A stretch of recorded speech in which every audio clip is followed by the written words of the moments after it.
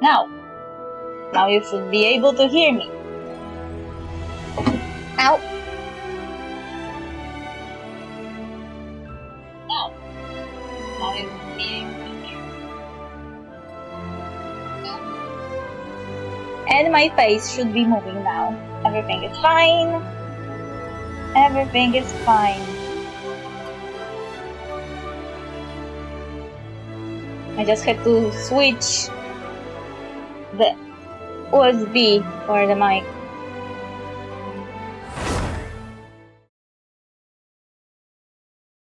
I have to buy a new hub because this one is annoying.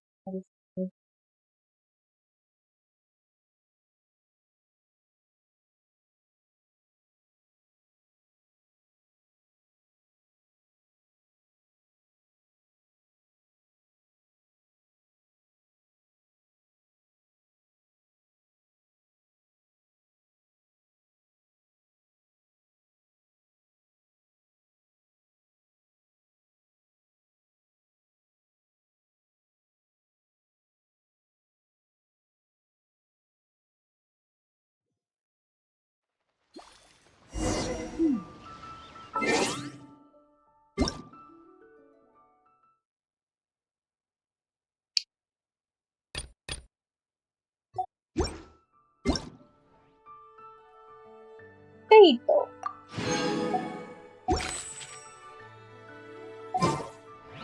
If we've got nothing else to do, why don't I tell you a story?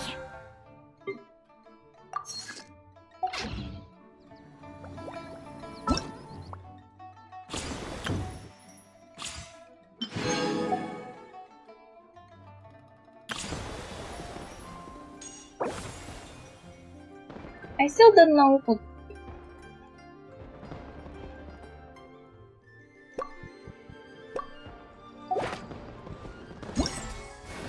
Also, there was like one more quest. Nothing. Fireworks are for now, but friends are forever.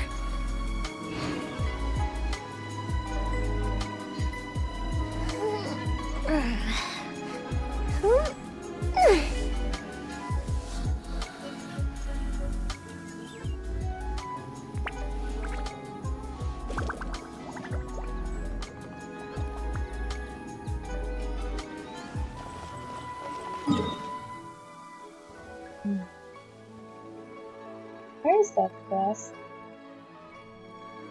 Hello? Hello?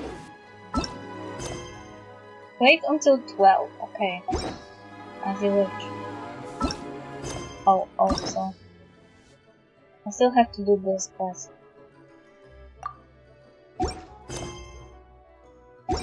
If we've got nothing else to do, Why don't I? 6.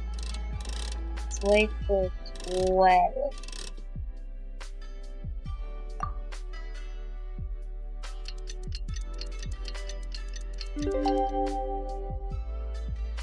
tell you a story.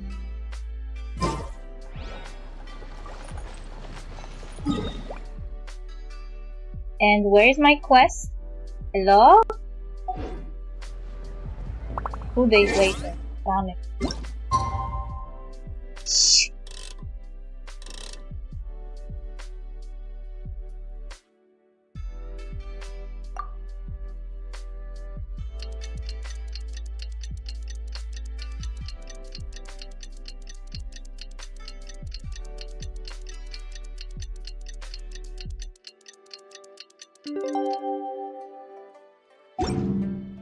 You down? Have No. you ever kept Damn it! goldfish as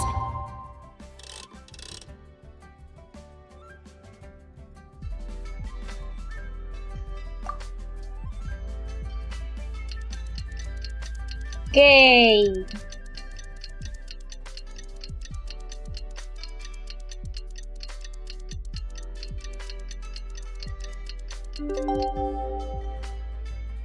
pets? Very Oh, Paimon almost forgot! Didn't Zhongli say Hu Tao was also planning on spending some time in Xiaoying Village? We didn't have anything else to do today, right? Why don't we go have a look around? Maybe we'll run into her.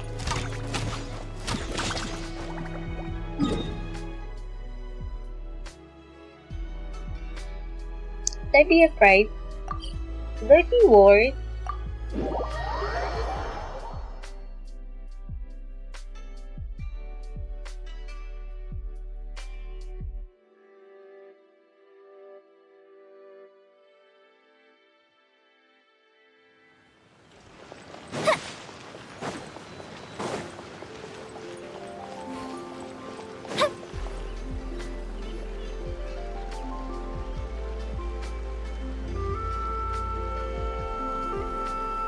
The mountain air is so refreshing!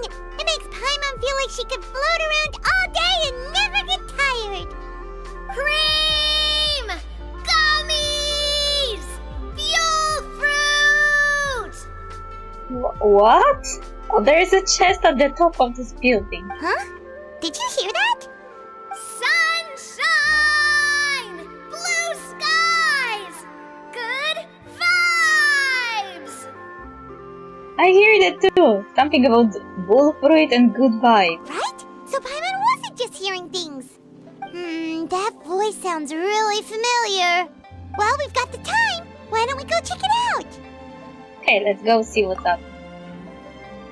You and Paimon make your way up the mountain in search of the source of the shouting. As far as you can make out, it's almonds this and cocoa paste that. Sounds delicious, that's for sure. The lively voice invigorates your steps and you ascend the mountain in no time.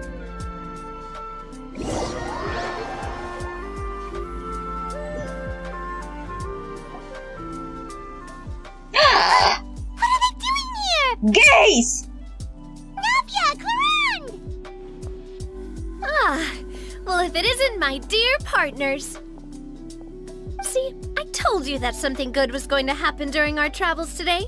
I have to say, sometimes the Steambird's astrology column is spot on. It's just your lucky day. Are you guys also here to catch the festivities? Oh, and that reminds me, Happy Lantern Rite! Happy Lantern Rite. And to you. Happy Lantern Rite to you too!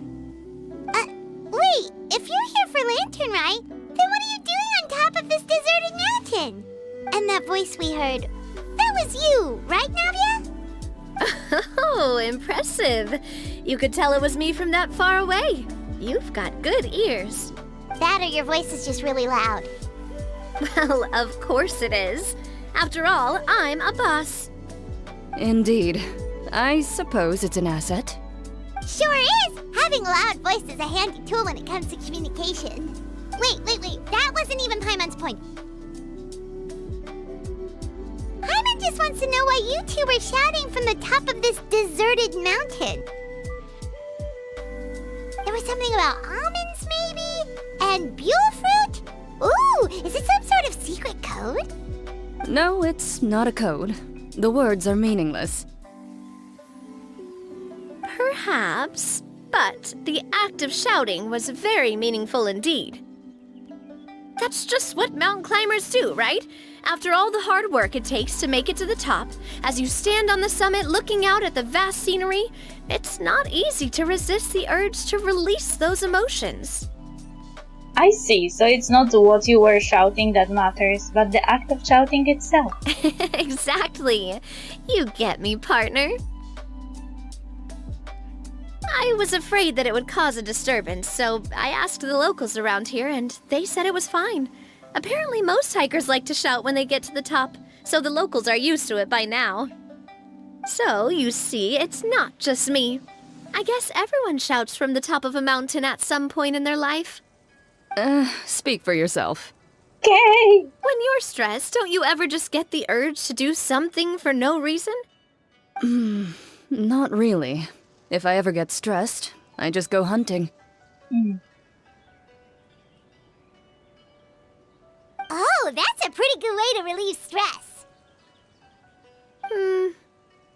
What I choose to hunt depends on my mood. Huh? Anyway, why don't you two give it a try? Shout anything you want. It's a real stress reliever. Does Navia count as the prey?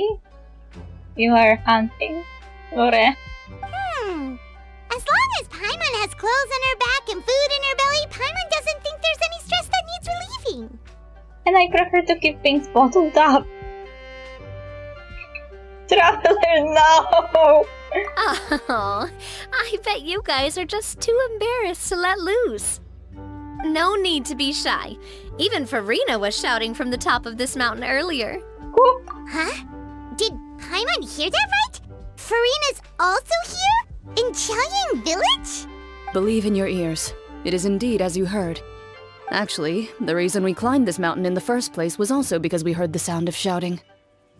Yes, we could just about make out someone yelling things like, "Help me!" and "What should I do?" So we hurried up here to check it out. And what do you know? Miss Farina was standing right there, all red in the face. She practically sprinted back down the mountain the minute she saw us. Ah, that reminds me. I believe what she actually said was, "So help me, I will figure out what I should do about this script." So, you could actually hear what she was saying? Why didn't you say so earlier? I thought someone was really in trouble. I figured we would come check out the situation either way. Why not let her keep some privacy? Oh, seems like you caught Farina in the middle of some stress relief as well. She probably would have never thought. No, she definitely would have never thought she would run into anyone she knew all the way out here. Was she alone? I think so. We ran into Nervalet on the way here as well, but he was already on his way back, so they probably weren't together. What? Nervalet was here too? So many people from Fontaine. What was he doing here? It couldn't have been for vacation. I think it just might have been, actually.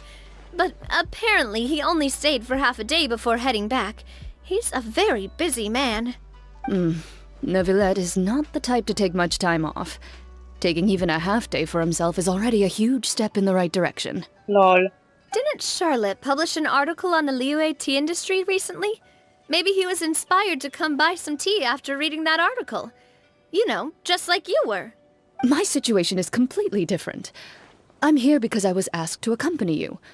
The tea purchase is simply an added bonus of this location. Yeah, tell yourself that. You Fontainians and your tea drinking. Oh, it's not for me. I lost a bet with Ridesley, and now I have to buy him something. You made a bet? It was just a spur-of-the-moment sort of bet. Ridesley gets really invested in that sort of thing, but he couldn't care less about what he wins in the end. You could give him mint plants that you plucked from the side of the road, and he wouldn't even mind. If only he was that easygoing when it came to talking business. In any case, I'm pretty sure the tea you bought is this region's specialty. What is it called again? Nervalet even mentioned it earlier. Sunglow tea? Buy 10 boxes, get half off. Yes, that's the one. You didn't really buy 10 boxes, did you? Please, do I look like someone who would fall for that sort of marketing trap? What a dig at Cloud Entertainment. That reminds me. You guys said you only came up here because you heard my voice, right? I hope it didn't put you out. You must have had other plans for the day. Oh, that's right. Who tell? A few days ago, we heard that a friend was going to be in Qiaoying Village, so we decided to come and see if we could run into her. Oh dear. We've been chatting for quite some time. I'm sorry for keeping you. No harm done, partner. That's good. We should probably head out and look for Hu Tao. No need to stay on our account. We just got up here, so we're gonna stay around for a little longer. That's good. Go and meet your friend. We can meet up in Qiaoying Village later. Sounds reasonable to me. Sounds good. We're gonna head down the mountain then. See you later!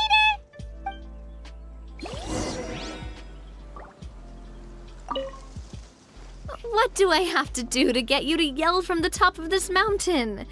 Name your price. You really want to hear it that bad, huh? I'm just curious is all. I have a feeling you'll say something amazing.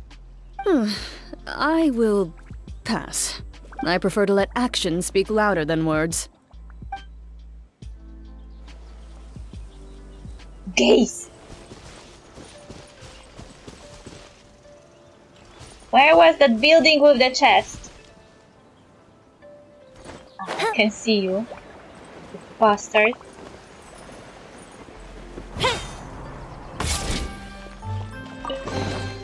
What do we have here? Ah! No! My reward!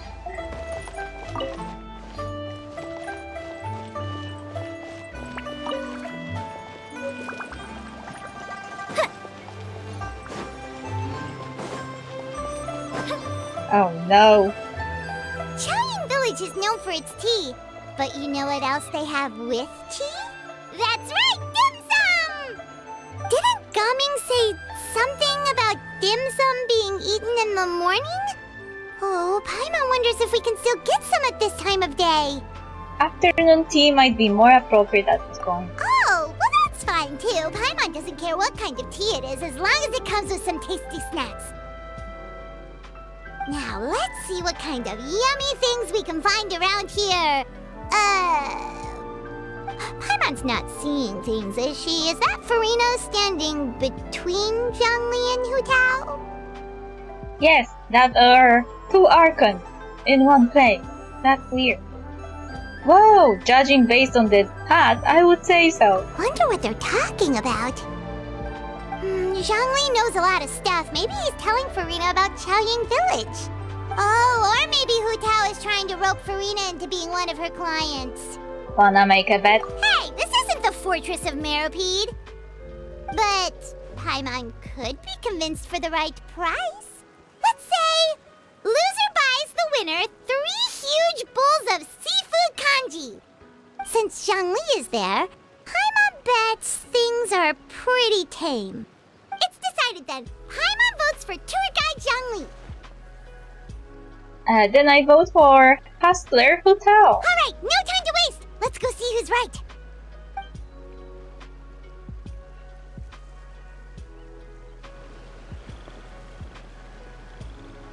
Good afternoon, Hu Tao, Zhongli, and Farina.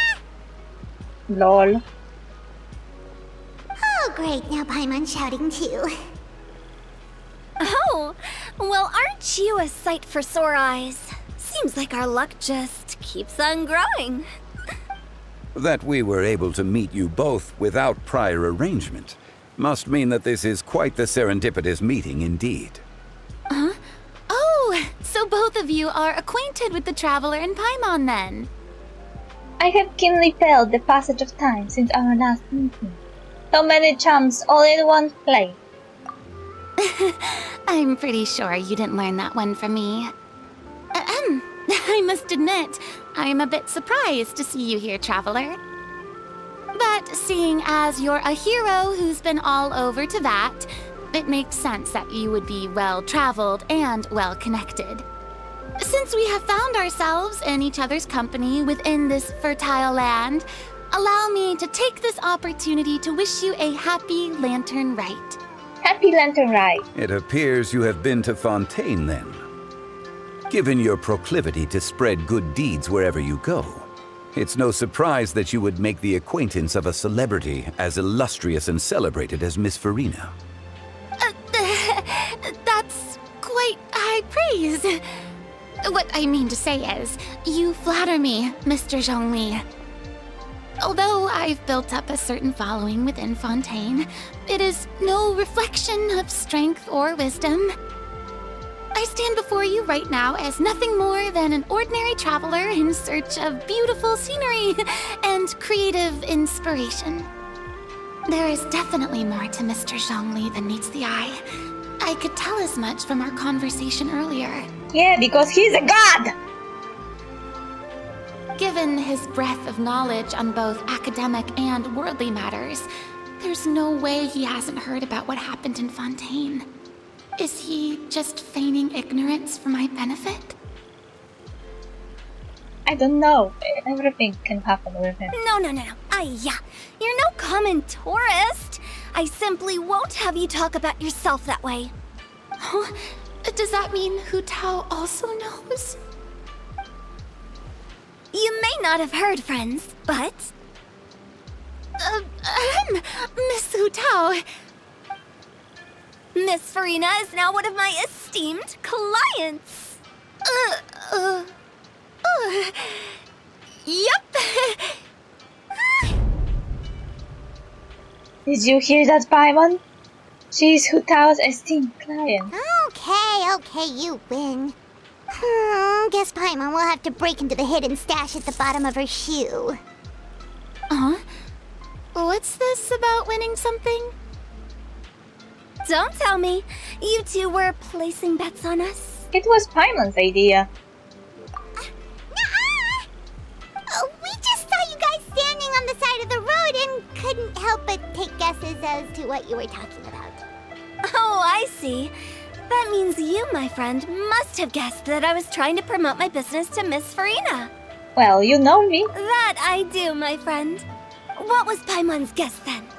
Paimon thought Zhongli was showing the newbie around. By newbie, you mean me, right? If that's the case, then Paimon's guess was also correct.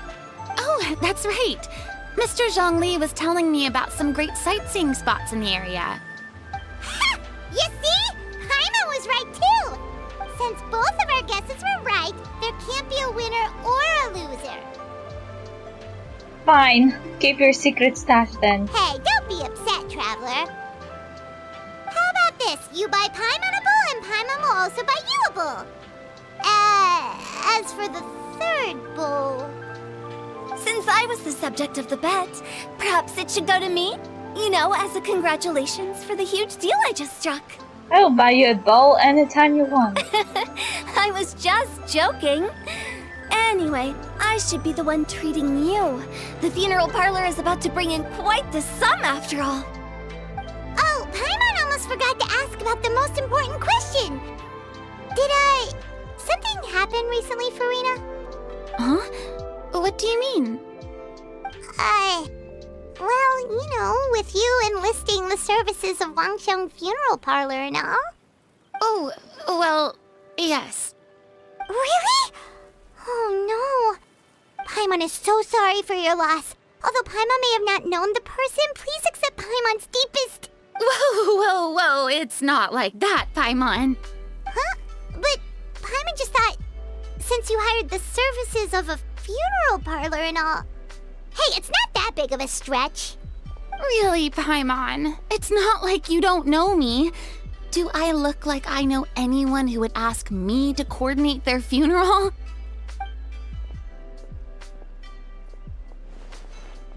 Miss Hutao is simply helping prepare some props for my film.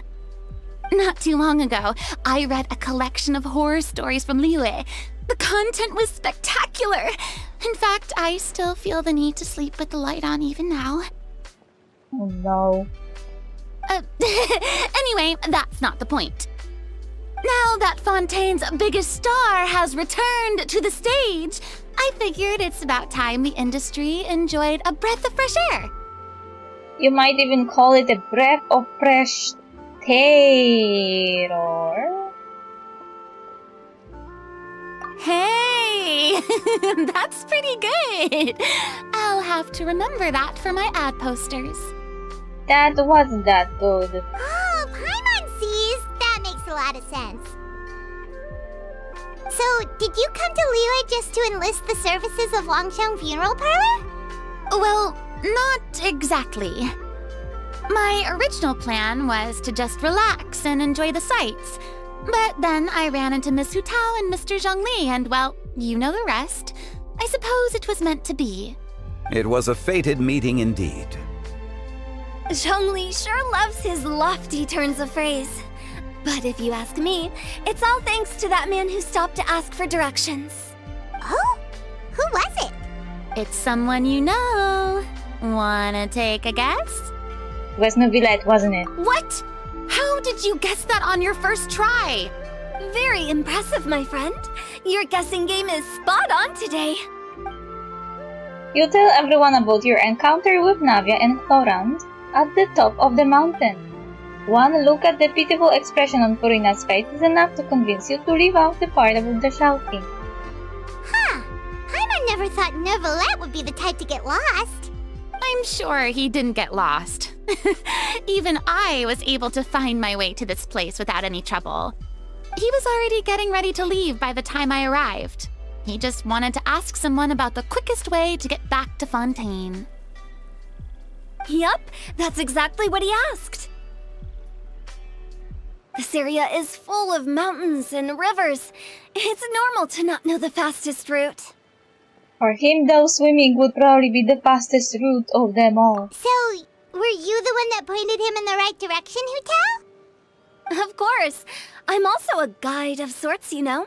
So naturally, I also have a great sense of direction. But speaking of your friend... What about him? He doesn't get out much, does he? No, he doesn't. No wonder. He was stiff as a board and way too polite.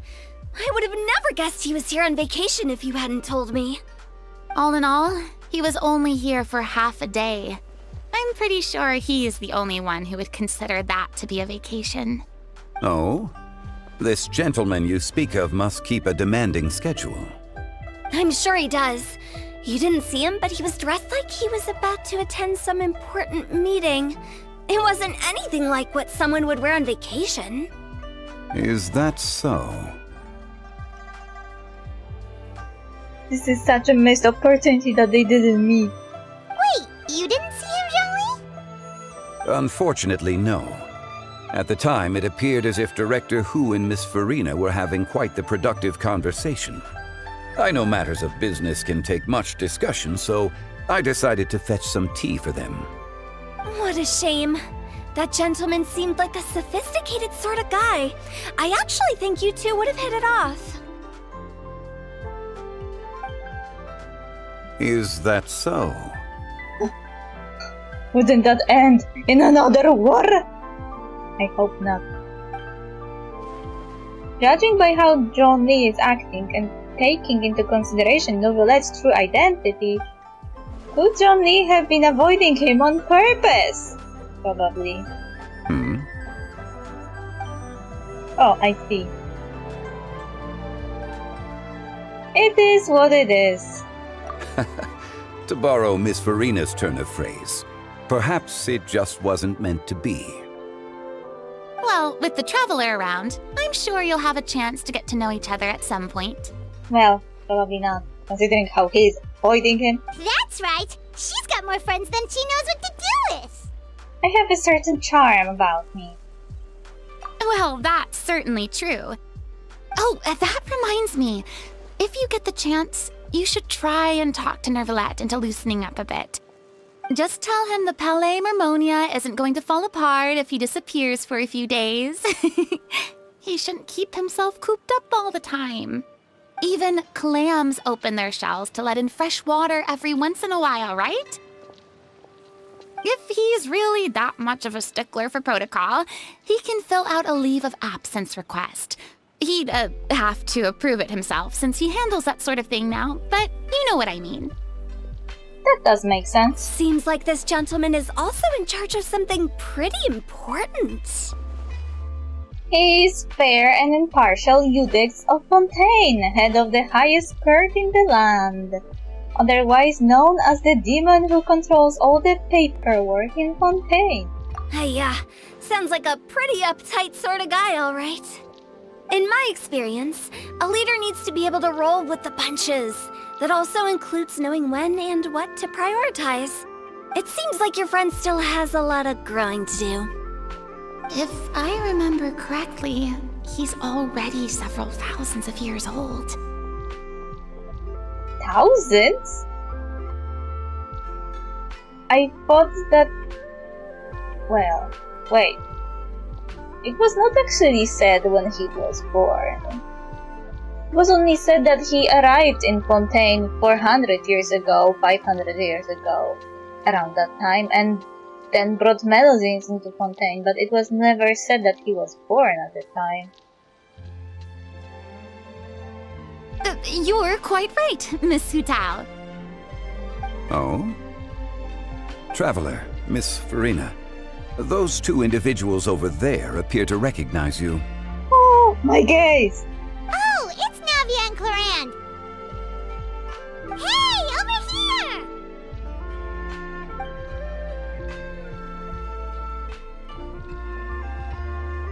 saw you all chatting over here, and were wondering if we could join in. Please, excuse the interruption. Oh, so polite. No apologies necessary.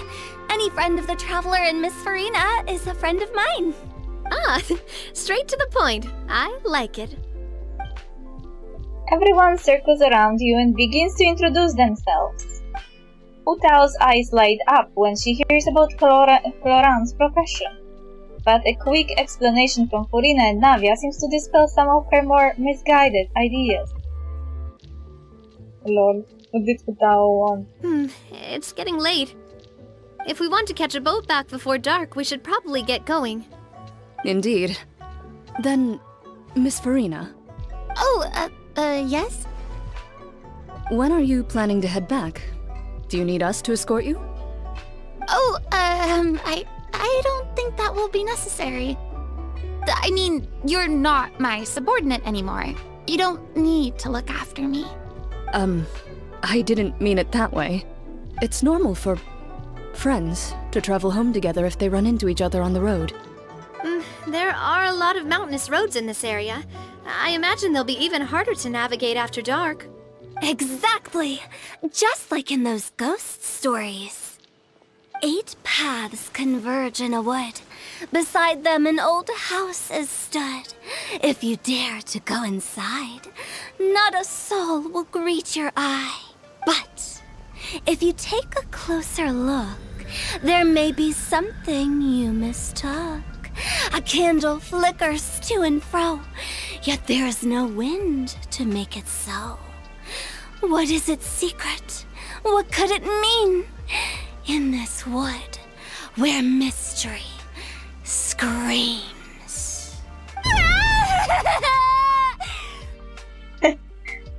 This is so bad for Farina. My dear demoiselles, ladies, no, I mean friends, please take me with you.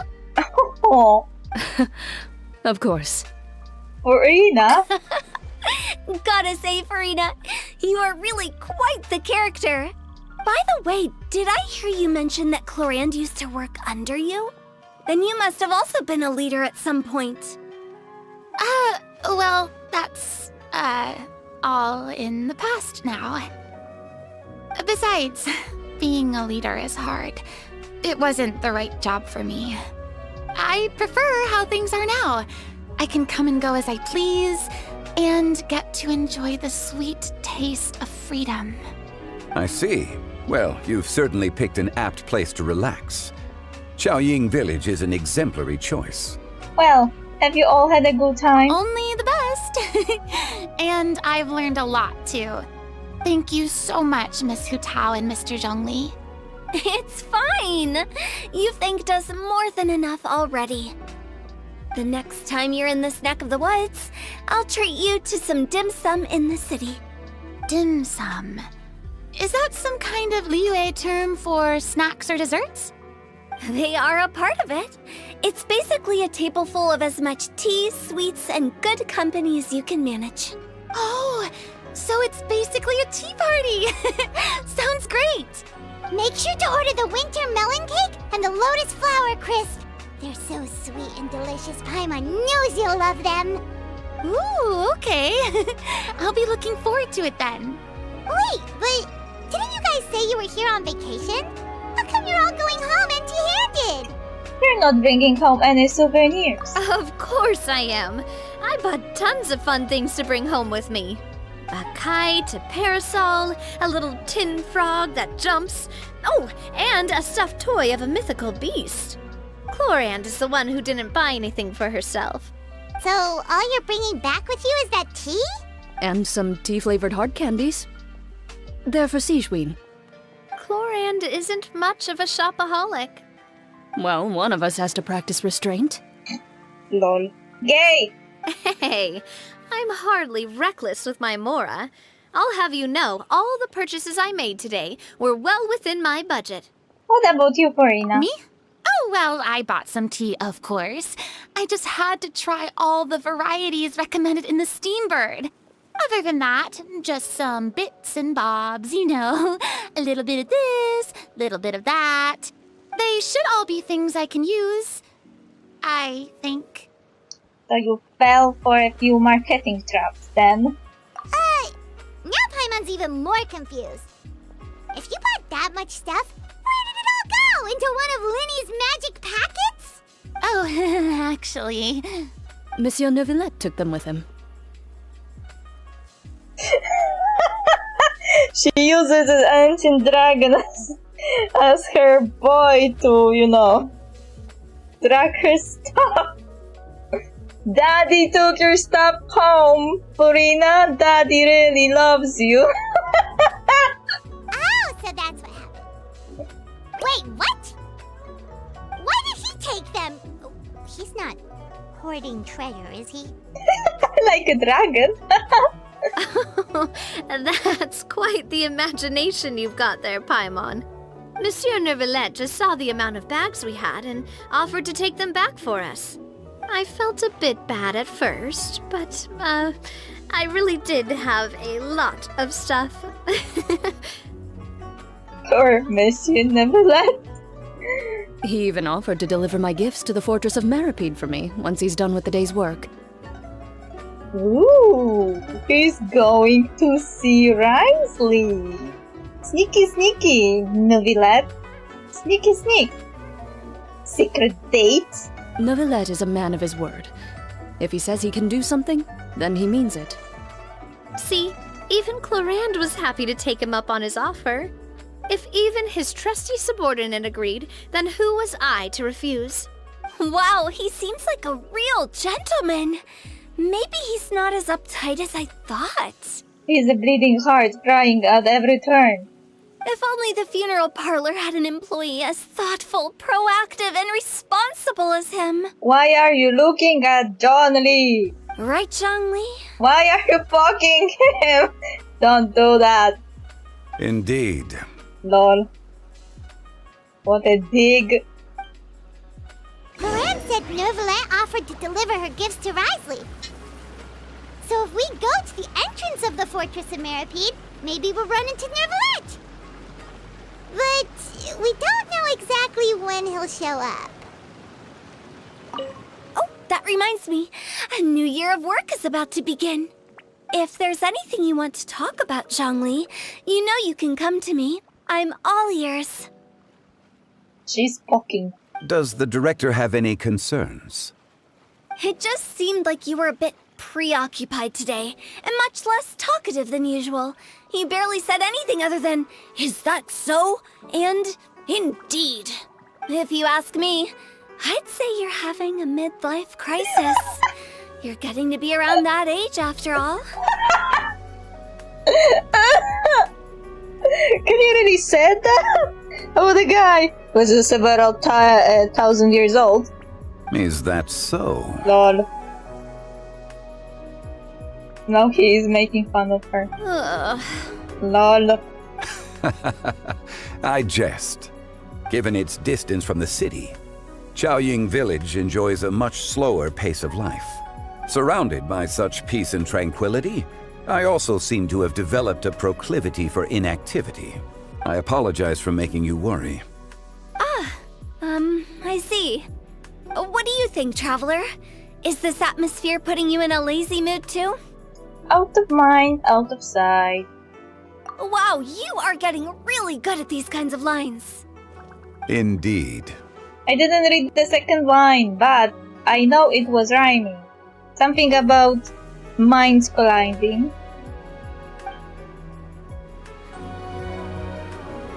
Oh, that reminds. If there's any. Does the director... It just seemed, if you ask me. Is that... Ugh. Given its surrounded by... I apologize for... What do you think, Traveler? Is this atmosphere putting you in a lazy mood too?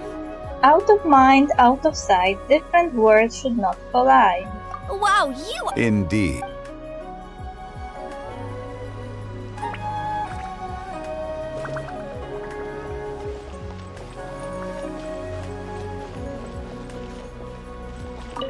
Well, everyone, make sure that you've got all your belongings with you before we leave. If there's any souvenirs anyone still wants to buy, the time is now. Reliable as ever, Miss President. What is that supposed to mean? Glorand is right, though. You really are reliable. It's not what she's saying, it's the way she's saying it. I will say, I never thought you'd be so easygoing outside of work, Glorand. The tone of voice you use when you're working doesn't exactly make you seem like the type who enjoys interacting with people. Well, I try to keep my professional and private life separate. That includes my behavior. You take care now, Traveler. Paimon. Don't worry, your partner is very strong. Ah, trying to act cool now, are we? Well, I guess it's not an act for you, is it? You are indeed quite strong. It's been great talking to you all. I'm really glad I decided to come to Chaoying Village. Maybe we could go on another trip together sometime?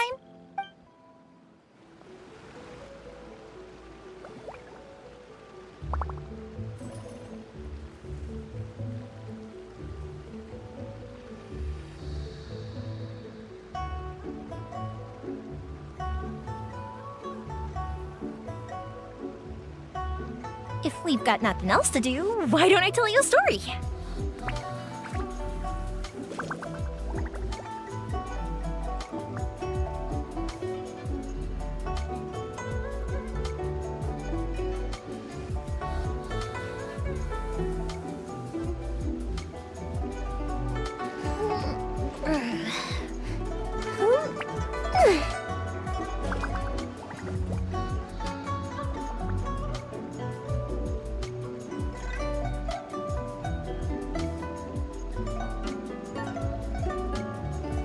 Have you ever kept goldfish as pets? They're very cute.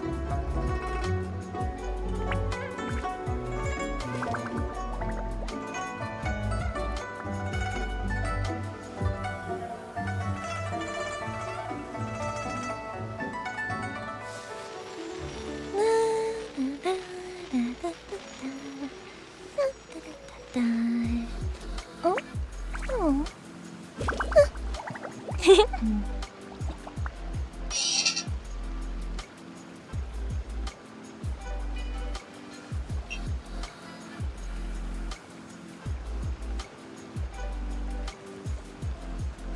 If we've got nothing else to do, why don't I tell you a story?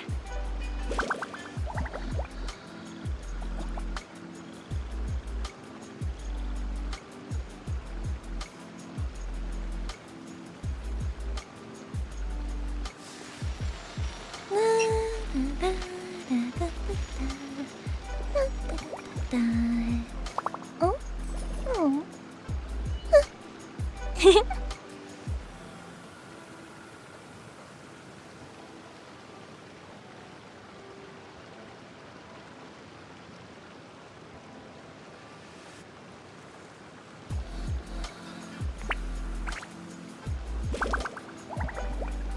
Have you ever kept goldfish as pets? They're very cute.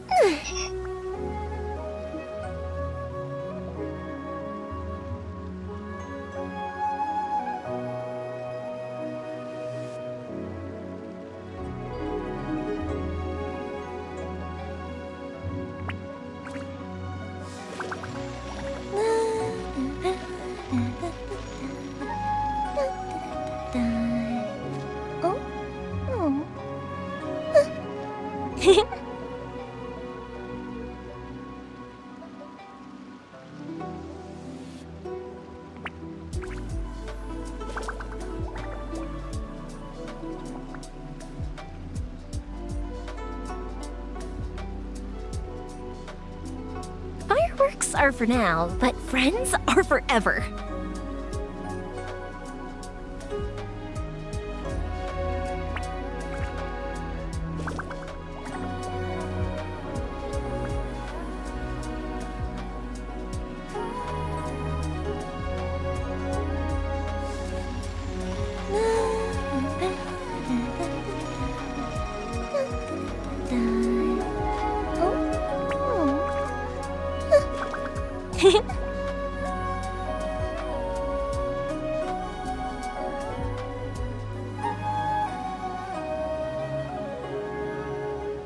Have you ever kept goldfish as pets? They're very cute.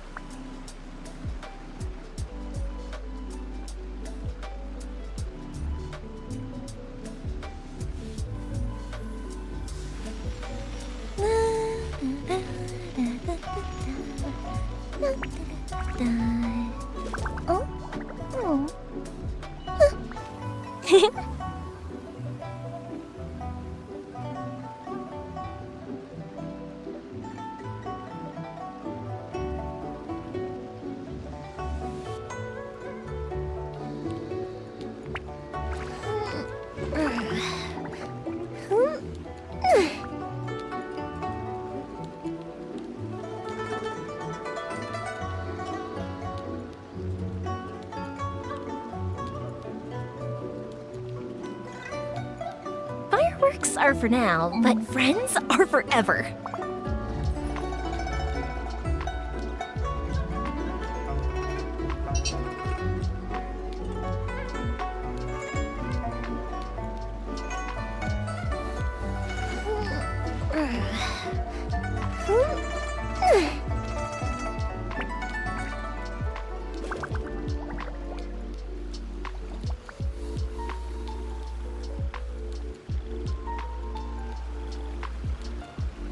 If we've got nothing else to do, why don't I tell you a story?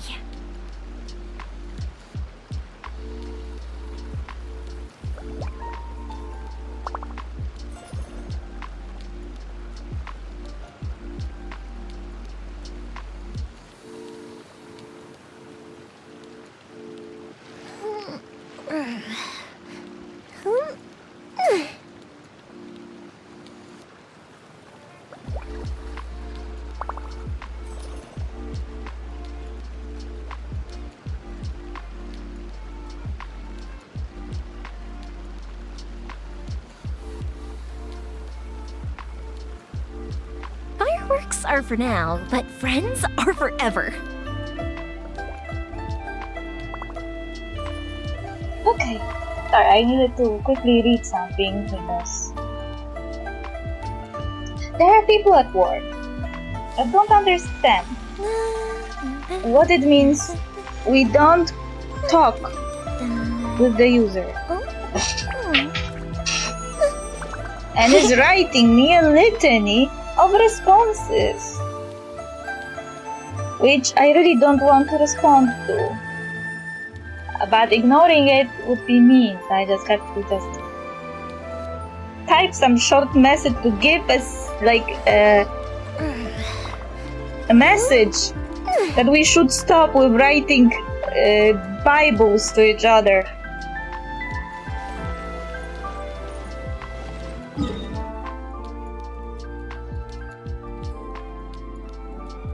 Neuvillette is already there. He is quick.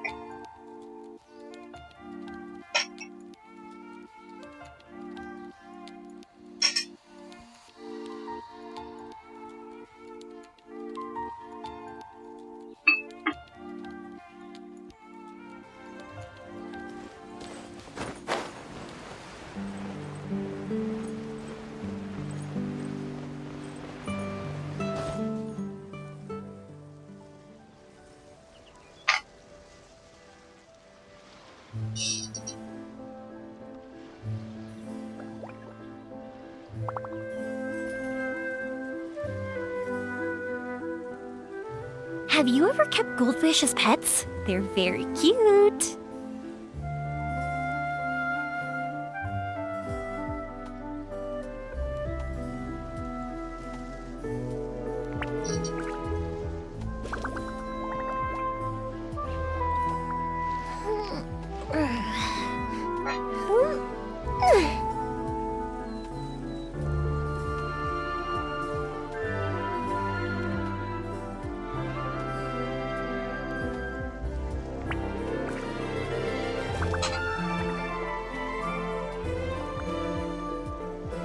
Fireworks are for now, but friends are forever.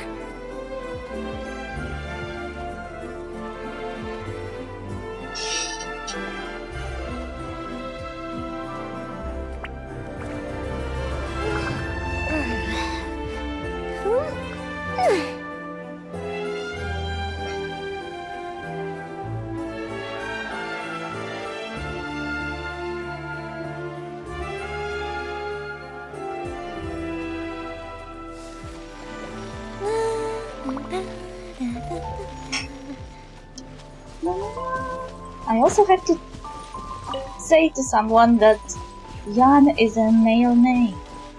Is it really that weird for English speakers?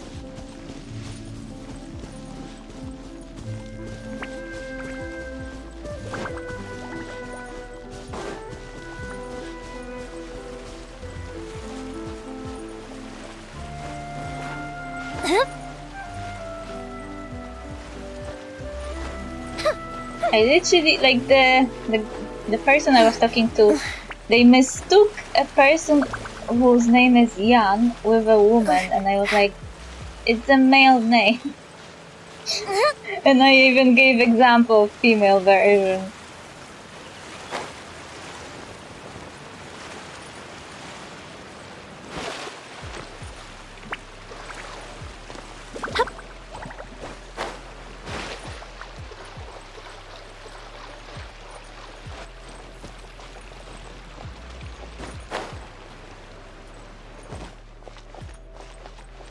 Milvyland!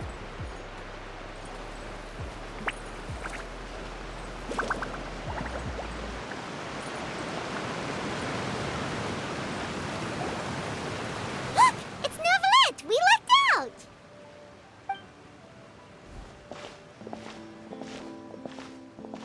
We are interrupting his Oh, day. it's you. It has been some time since our last meeting. Few people frequent this location. Since I was able to conclude my work early for the day, I thought I might take a walk and avail myself of this area's peace and quiet. You call this early? Do you always work this late, Neuvillette? Yeah, exactly. Strictly speaking, that depends on the agenda for the day. I am hardly bereft of time, however, so working late is of little consequence to me. Really? If you have so much time on your hands, then why did you only go to Chaoying Village for half a day? First, I should clarify that I was referring to my lifespan, rather than the time at my disposal on any given day. Lol. Second, I was unaware you possessed knowledge of my trip to Chaoying Village. You give Milvyland a quick summary of everything that I happened see. today. Thank you for informing me. So did you deliver the gift? Yes, they have been safely delivered. I have to hand it to Clorant. Lol. Just a simple gift delivery, and she has the great and mighty Udex at her beck and call. Lol. I was just passing through. It was merely an act of convenience. All right. Then I hereby confirm receipt of the goods on behalf of the staff of the Fortress of Meripede. You're so gay. A verbal receipt of confirmation? Is such a formality really necessary for a small matter such as this? Lol. Guess not. Lol. This quantity of tea, though, seems a little excessive for a gift, don't you think? Before you know it, they'll start accusing me of taking bribes. About that. Much of that is my own excess, I'm afraid. Oh? Why? What happened? It was buy 10 boxes, get half off. That explains it then. Well, go ahead and leave them to me. I'll get through this stash as fast as I can. You have my thanks. Oh, there's something else I'd like to give to you. Another gift? This is a stone slate, engraved with a symbolic design. That's so gay! While that is an apt description, it is in actuality a legal codex. Legal codex on a stone slate? Imagine you could just throw it at someone and kill them! A legal codex, huh? Before the advent of modern writing utensils, information was recorded on stone slabs such as this. The law was no different. Okay. This is so awkward! Since ancient times, the scales of justice have symbolized the fairness and impartiality of judiciousness. As a tribute to that sentiment, this slate was designed after a traditional legal codex and engraved with a symbol instead of text. During my travels recently, I chanced upon a roadside stall offering tourists the opportunity to try their hand at the ceramic arts. So I decided to have a go. It's self-made! He made this present and gave it to his buyer! This is okay! Don't you know that in Japan, every present that you made yourself has automatically more meaning? We joked with Claran some time ago about gifting you a legal codex. So, here you go. And this is also a part of a joke. Ah, so that's what this is about. I did not expect you to remember it as well. In any case, I hope this can be considered as a reasonable attempt to join in on the banter. Lol. It is a very good attempt. I suppose I shouldn't be surprised. Even your sense of humor centers around the law. That's an impressive level of commitment. Lol. A gift of this significance deserves to be put on display, and I know just the place. Front and center in the fortress's showroom. Yes, show everybody that you are gay. Just put it on the wall, and every time someone passes by and asks about it, you will just say, "Oh, this is a gift from Monsieur Neuvillette that I received myself." Surely there's no need for such a grand gesture. Even he is kind of embarrassed. Just kidding. I don't have anything like a showroom. Oh my god, you cheeky bastard! And I was already imagining it. But we do have a storage room. We can put it next to all the mechanical parts Sijuin has collected. What a dig! This is so disrespectful, Risley. You can't just put it in the storage room. You have to keep it on your desk. Just keep it on your desk. This is a present. That sounds good to me. No, don't agree to this. So that's what you were doing in Chaoying Village. Indeed. Of course, while I was there, I also took the opportunity to taste the local spring water. The aftertaste is much purer than what I have delivered to me in Fontaine. It stands to reason that the long-distance transport has a tendency to imbue the water with extraneous emotion. Huh. If you want to experience the true flavor, you simply have to go to the source. Perhaps I should organize some time off to do the same elsewhere. And now Monsieur Neuvillette will have a scheduled vacation to taste all the water around the world. As they say in Liyue, a balance between work and play is sure to keep your troubles at bay. Then we are of the same mind. It appears my desire is justified. If you say so, but you know you don't have to justify a vacation, right? You can just take one. After all, you're hardly bereft of time. You can do whatever you want. You're quite right. I suppose I suffer not from a lack of opportunity, but rather a lack of inspiration. However, after reading a few articles about Liyue's holiday traditions, the idea popped into my head and made itself quite at home. Seeing as I was free of responsibilities for the morning, I decided to depart at once. And how was it? Refreshing. My spontaneous outing seemed to inspire quite a few other spontaneous decisions as well. Take, for example, my foray into ceramics. At first, soil from the ground is granular and unforgiving, but add the right amount of water, and it becomes soft, moldable, and able to take shape. In the past, I never thought about how quotidian vessels were crafted, but now I have participated in their very making. This is also something I made today. Oh, this is so cute! Is that you? Is that you? Oh wow, what a big ladle! That's a ladle? Paimon thought it was supposed to be some long-necked sea creature. That was indeed one of my inspirations. It's amazing. The color also really matches your style. Really? You like it? Yes. To tell you the truth, given your unexpected arrival, I find myself quite unequipped to give you the welcome you deserve. Around such an important holiday such as this, human custom would dictate that gifts should be in order. But I'm afraid this is all I can offer. If you'll have it, that is. Can I really keep this? You made it by hand and everything. That is precisely why it would do me such a great honor if you accepted. Then I accept. You are most welcome. Happy Lantern Rite. Oh, that reminds me. You pass along the advice for new village vacation. Approve a leave of absence request for myself. Lol. That sounds like it could easily lead to a vicious cycle of self-indulgence, something which couldn't be in further violation of protocol. Oh no. But I suppose I understand her point.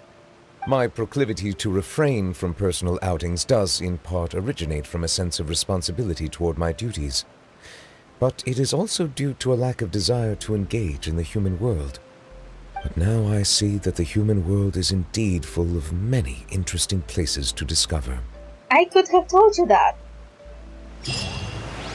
Well, but telling isn't the same as living, I guess.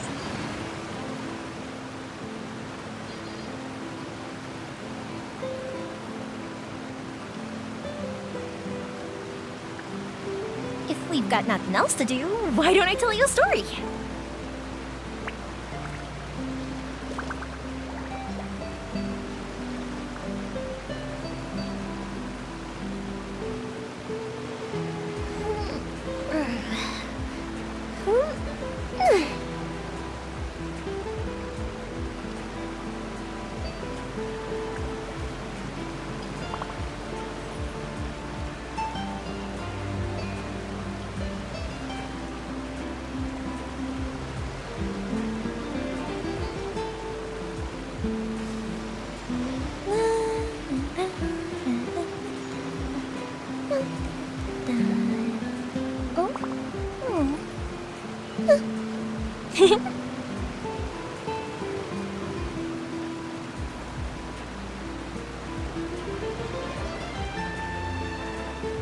What now? Follow the golden cart?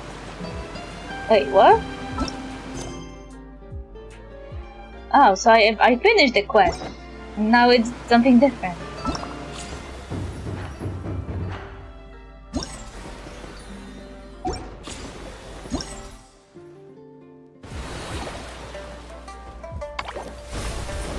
So we're going to this one.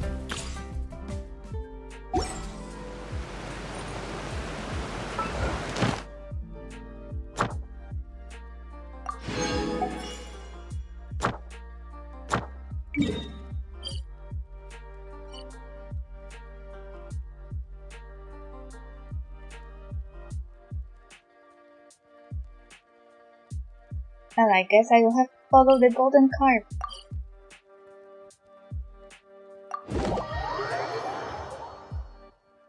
Golden carp, golden carp, golden carp, golden feet may rise, my water is floating.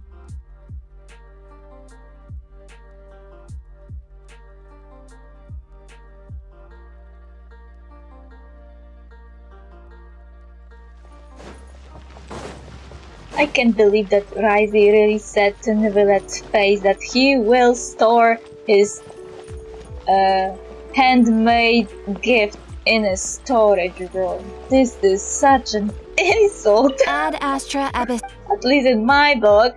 Thank you for Ad Astra.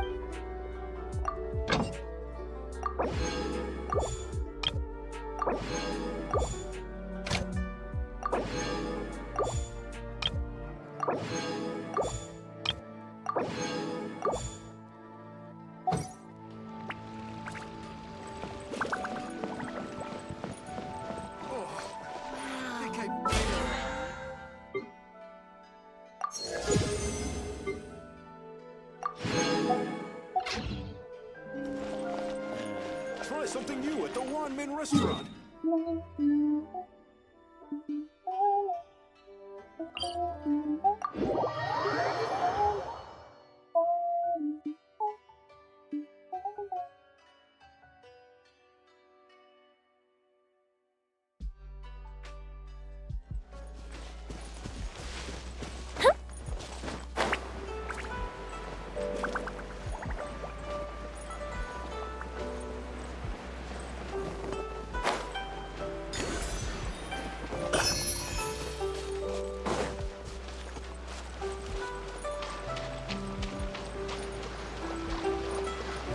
What is happening here?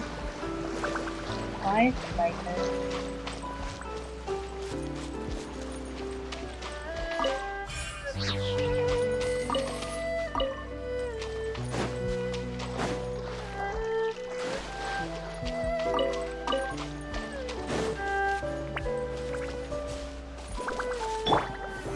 Stabilize!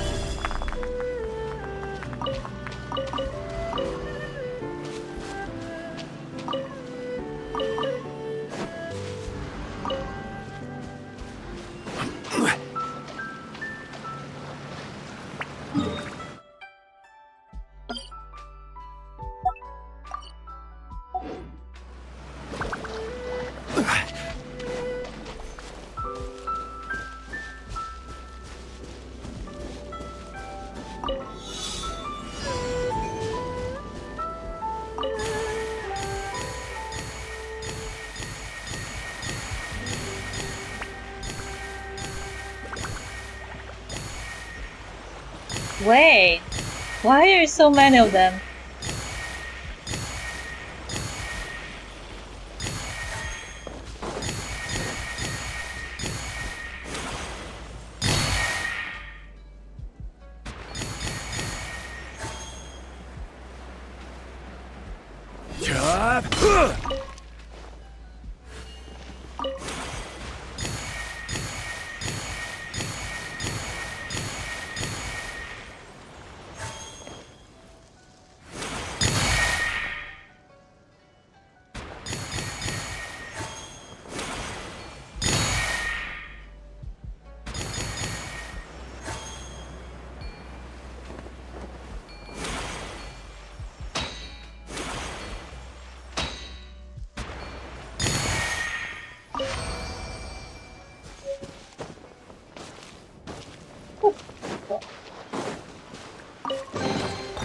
Certainly worth the extra mile.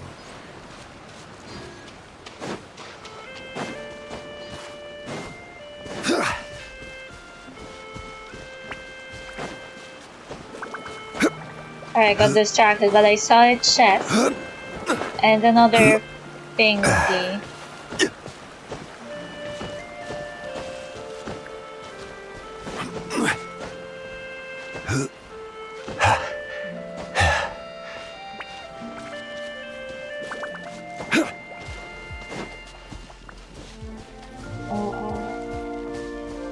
Why they're so cute? Can I have one?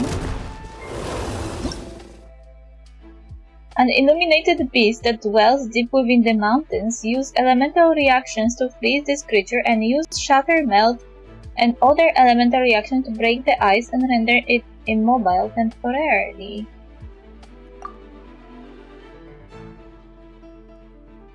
Since antiquity, an anomaly known as miasma has been endemic to the mountains and rivers of Chenyu Vale.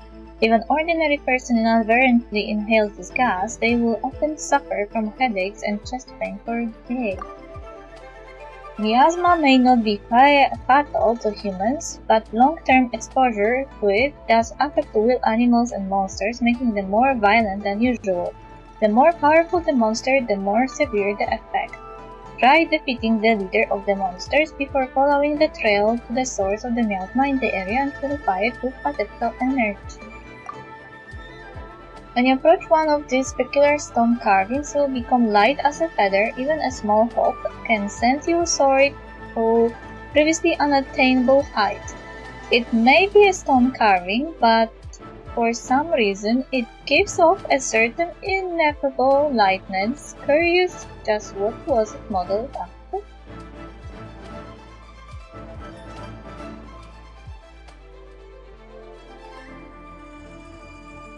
I don't know. A peculiar stone carving used the adeptal energy granted by Fujin to move these heavy-looking stone carvings with ease. It may be a stone carving, but for some reason it looks all too carefree. Curious just what was it modeled after? Listen to their languid words and put them back in the correct places, but remember not all the stone carvings will return to their original positions willingly. Use the adapter energy granted by Fujin on such peculiar stone statue to launch orbs of water in the shape of golden carp in the direction of your choice. It may be a stone carving, but for some reason it looks rather annoyed. Curious. No need to fret.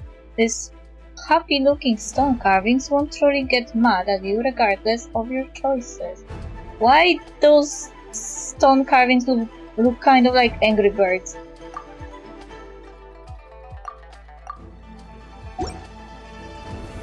Solidify! Rain outlines your fate. The fuse is lit! Go Bishop down!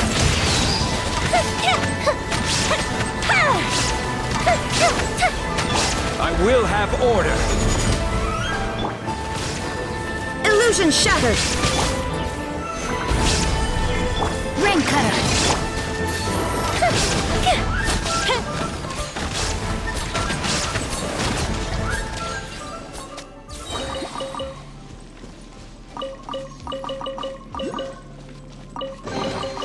Ooh, let me open it.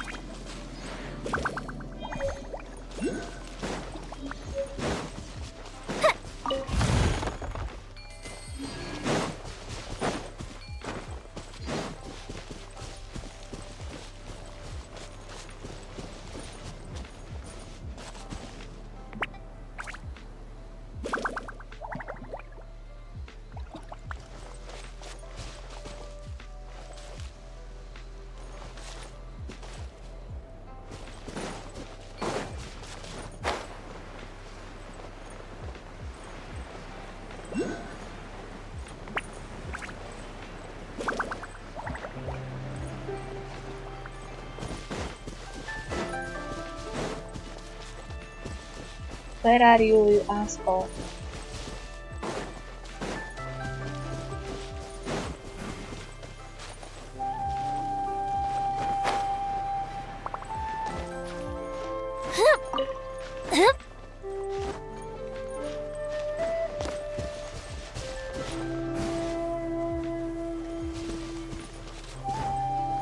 Up and away.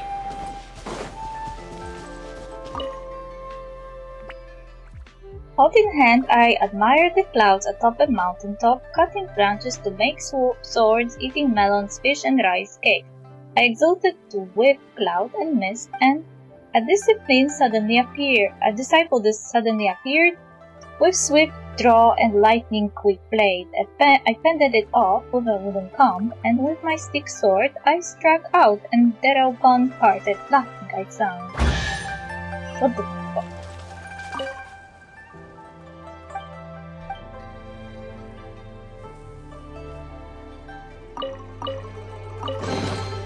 Ooh, let me open it.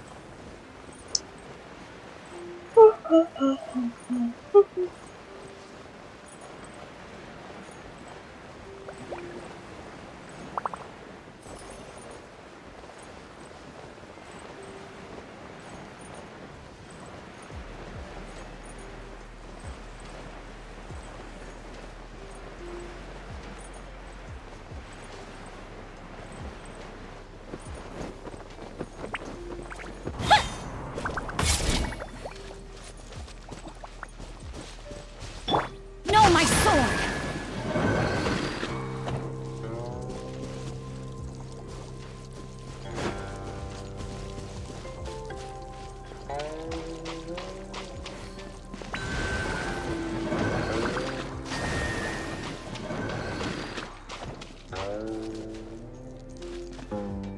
Rain outlines your fate.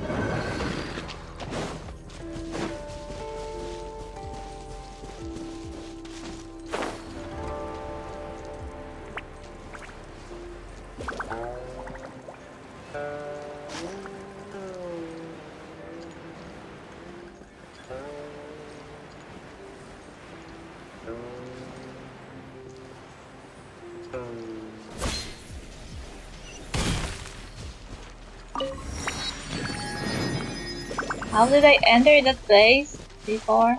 Wasn't it this place? Yeah, this is this place. We are running on a software. This is so weird.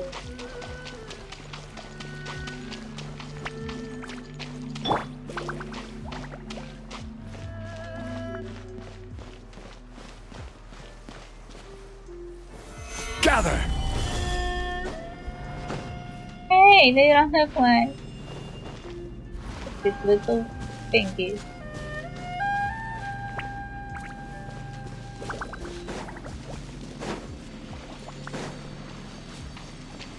Car. Car. Car. Car. Car. Car. Car. Car. Car. Car. Car. Car. Car. Car. Car. Car.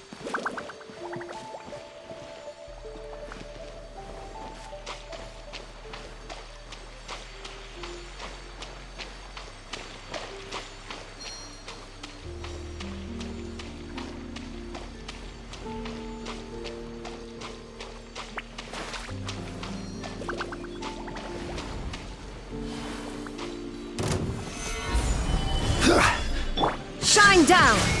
Time for a light show! Ha!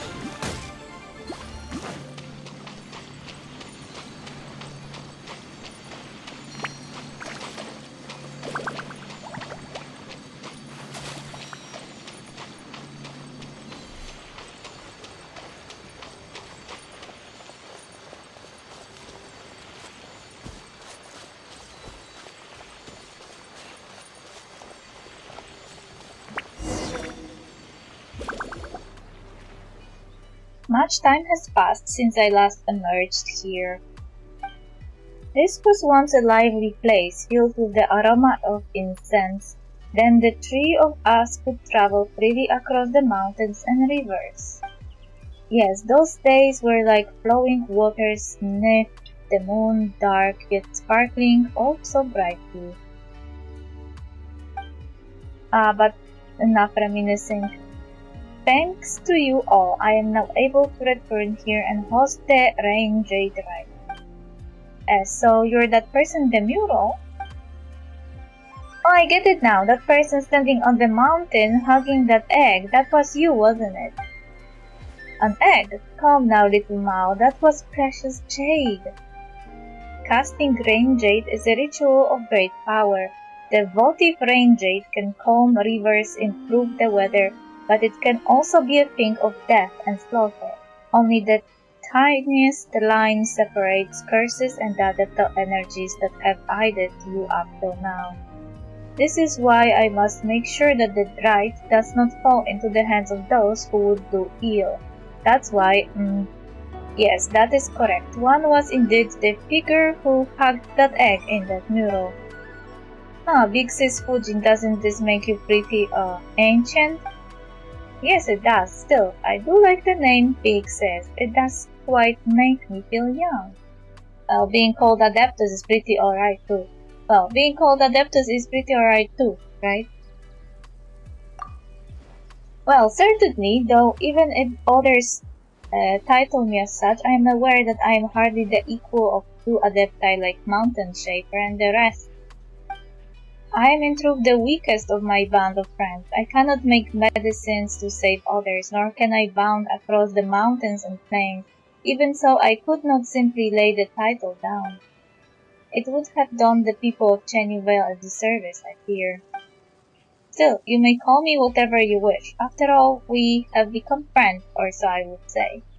In any case, my day of being called an Adeptus are now considered to history, just like this place has been.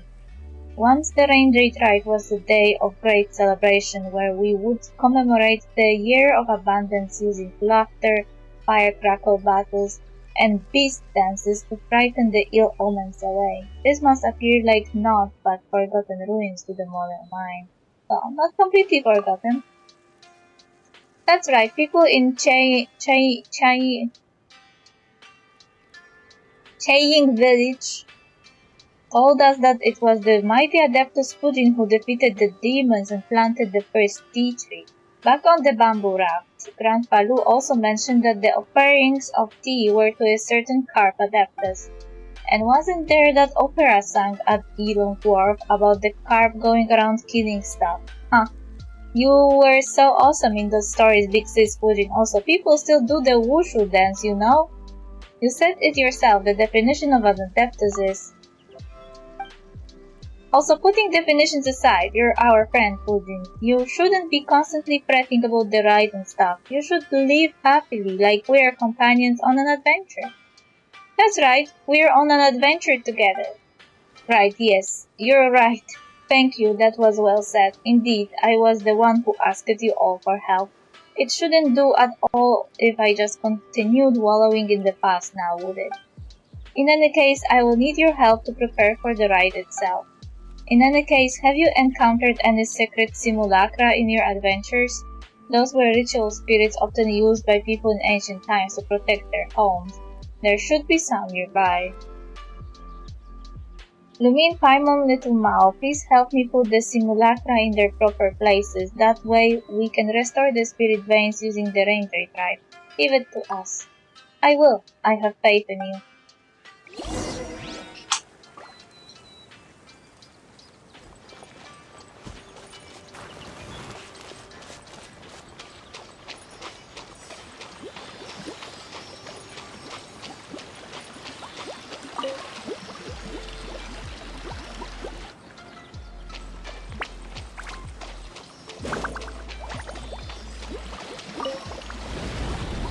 Fire hazard!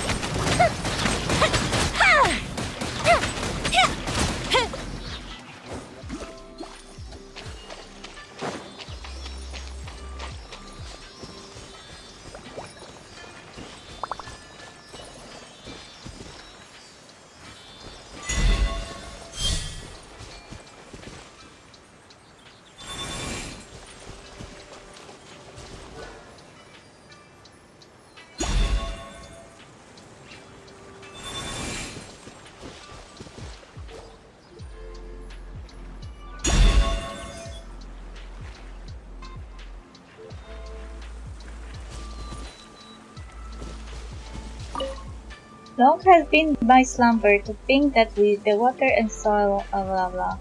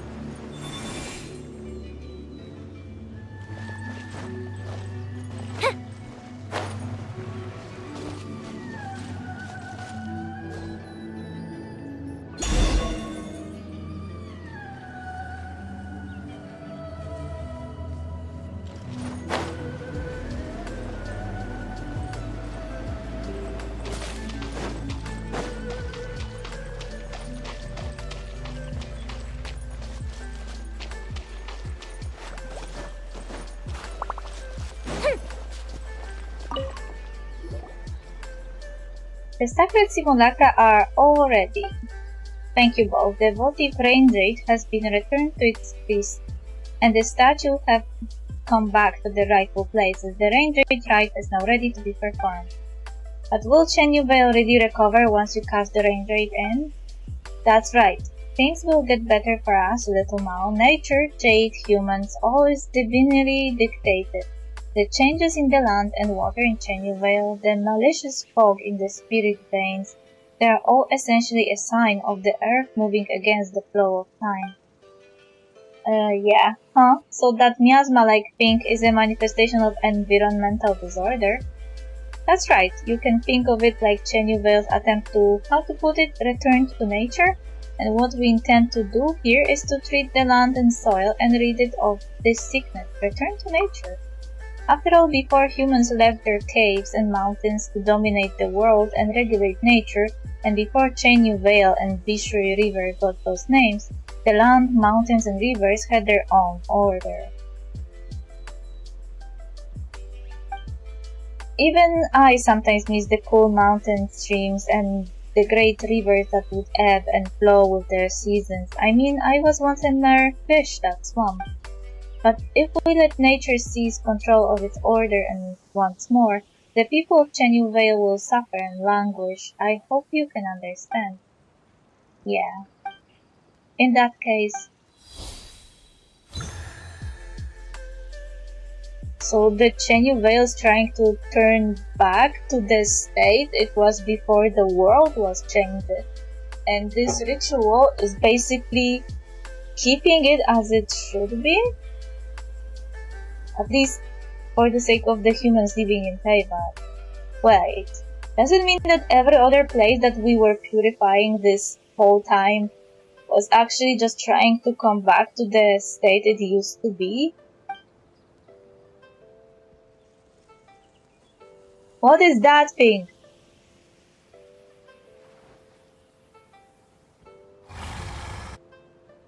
It looks scary. Did it work? That's being in the fog just now. It seems I am too feeble in my current state.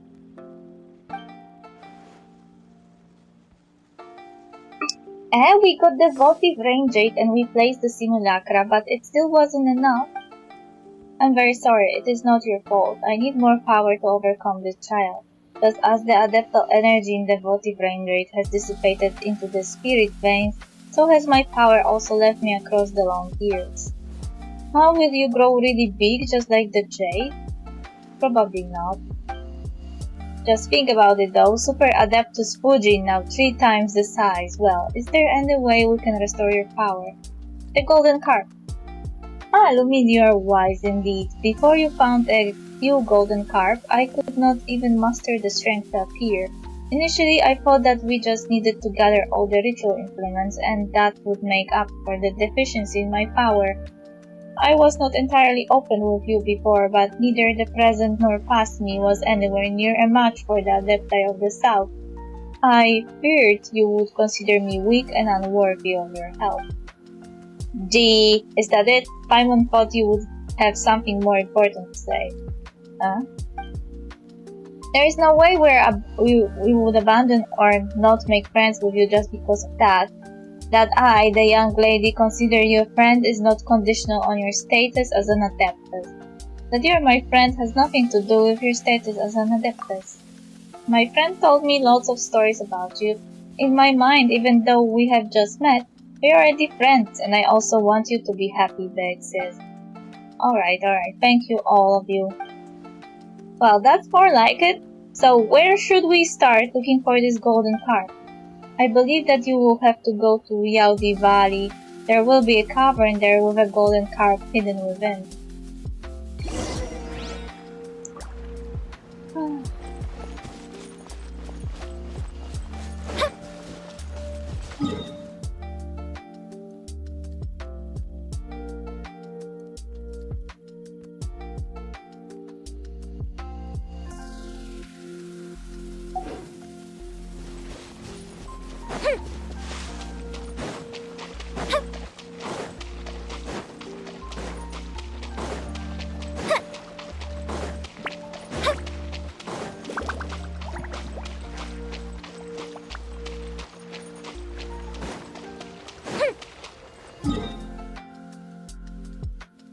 this is that far away.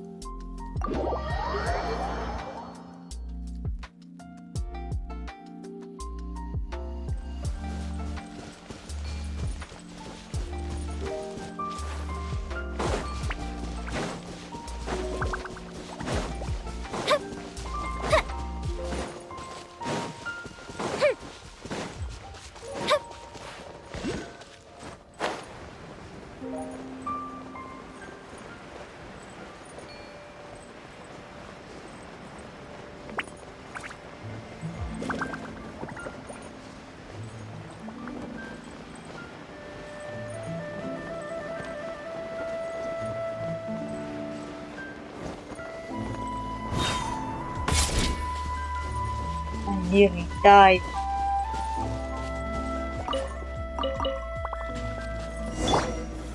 Solidify! No, my sword! Rain outlines your...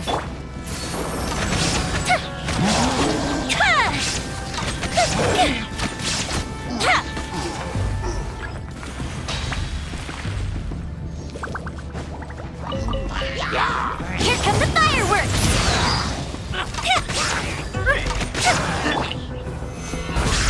Order guide you!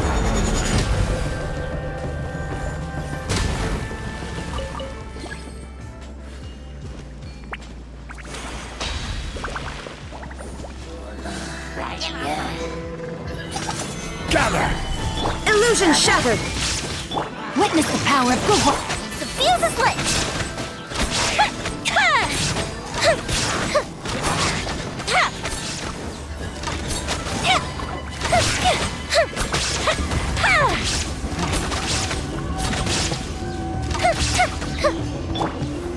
Solidify! Fire hazard!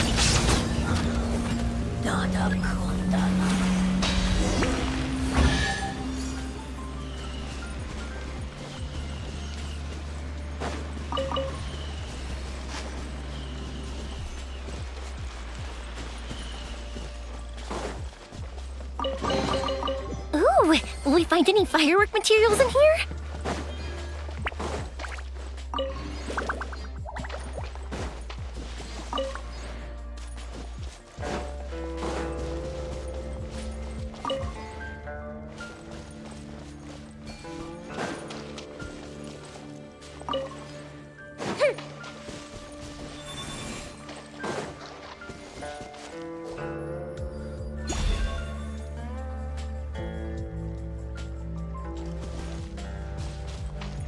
How they run away?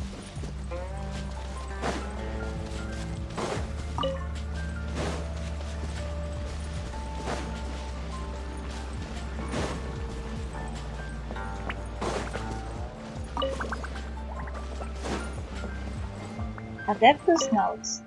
The branch she planted keeps growing. It seems the water and soil in the cave are quite nutritious.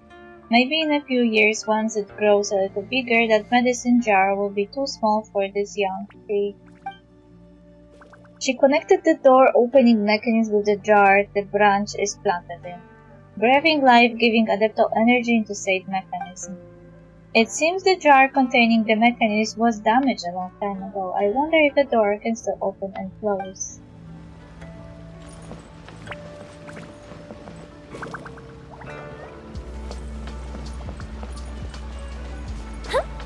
Up and away!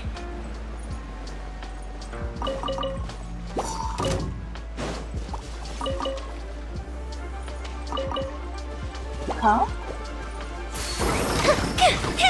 How did I hear?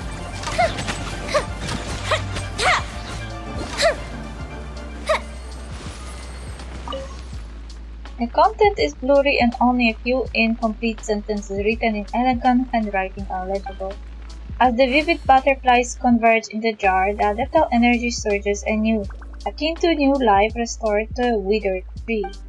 Go west and behold Lingshu Courtyard and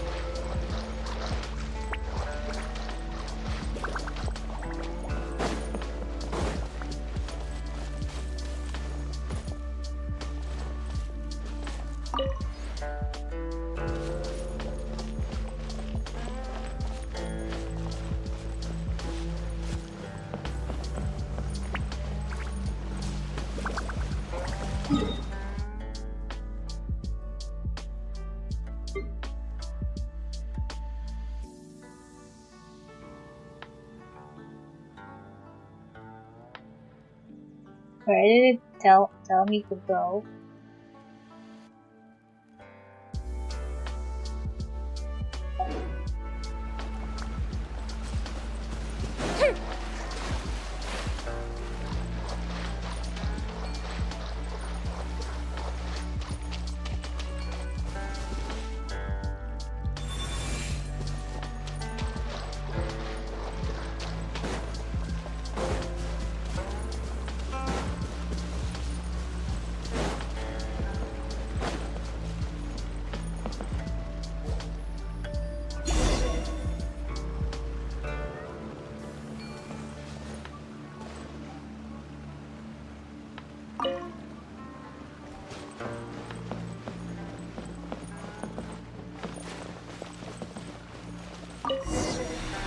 Oh.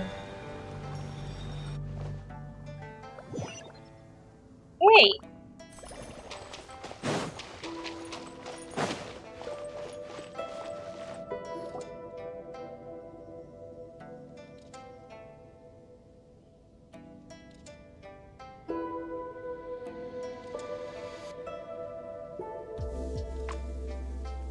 We are here, Big Sis Pudding. Have you been waiting for us here all this time? No, after leaving Carp's Rest, I can only appear in places in which my power remains, and only by the grace of your adeptal energy, Domain. Wait a minute, didn't the gap in the middle of that mural originally have something that went with the golden carp mural in it? I'm not sure. In truth, this is my first time seeing this mural as well.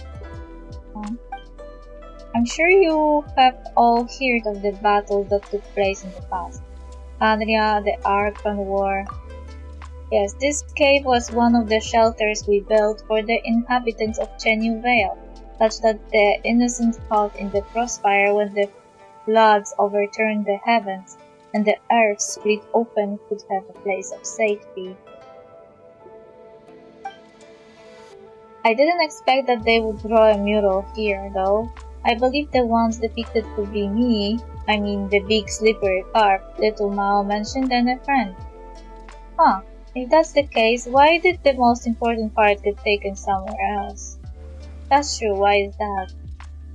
I have the satisfaction the three of us were once great friends, with two of us becoming worshipped as adepti, and one of us was always the mountain's master. Later, Herr Blord and I defected together, and she most likely died too.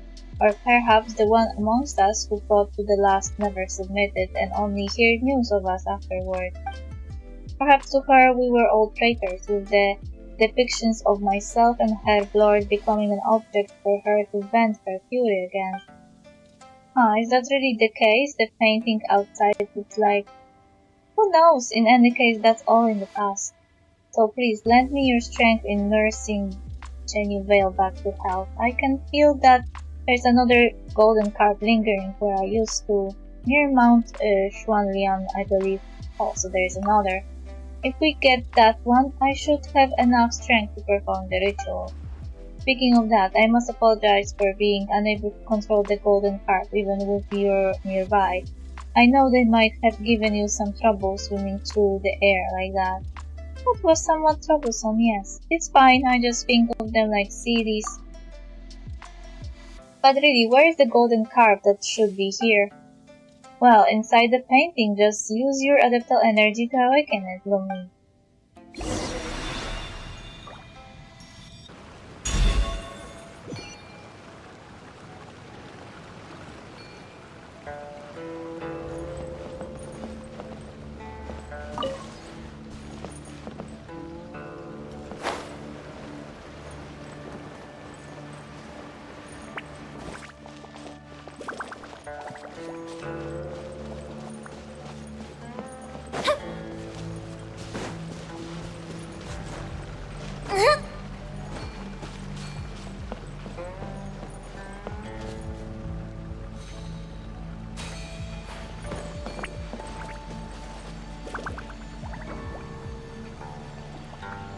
It flew away! It's stuck here.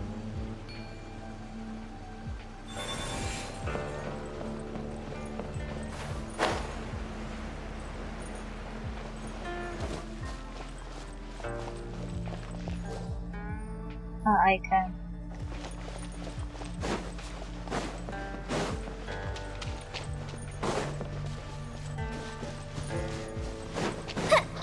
Damn it.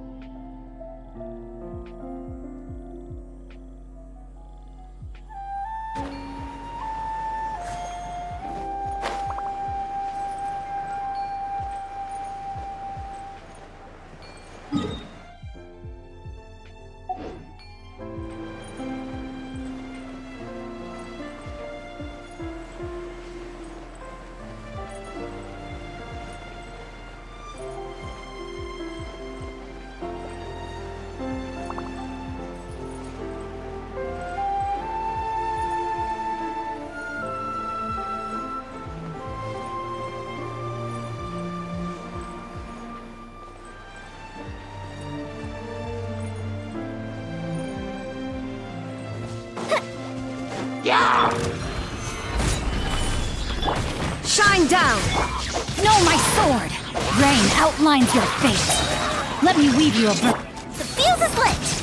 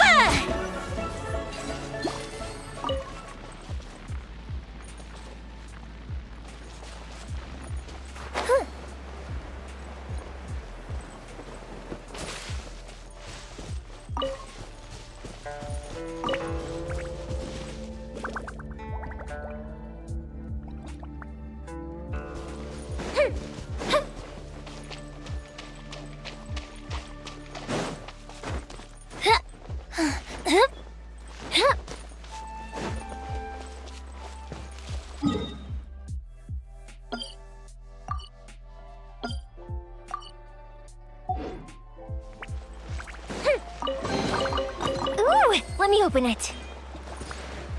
Up, and away!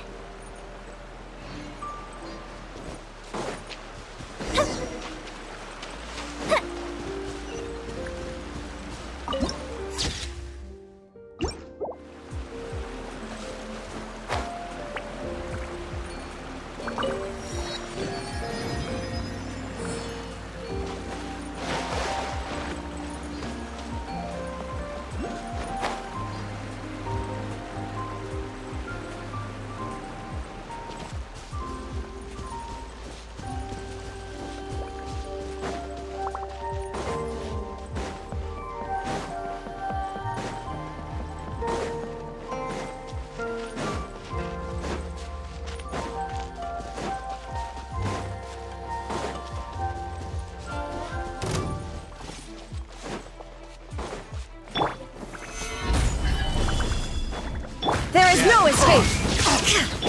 No, my sword! Rain outlines your fate. Witness the power of... Time for a light show. Hunter. Become. Freeze!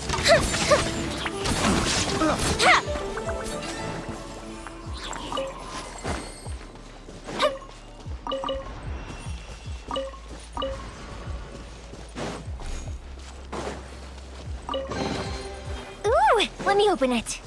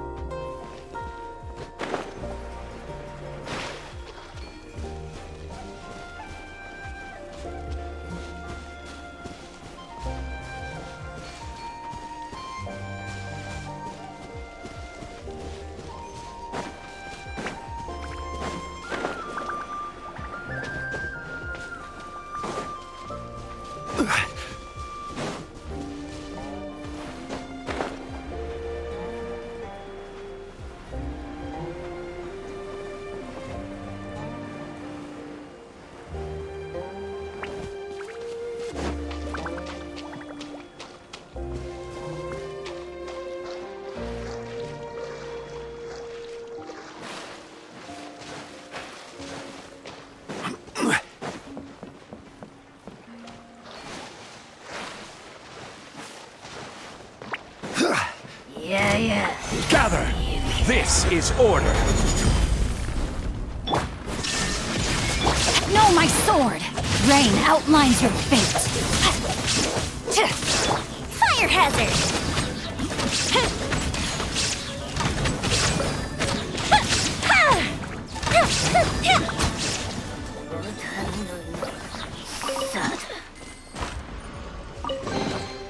Ooh, let me open it.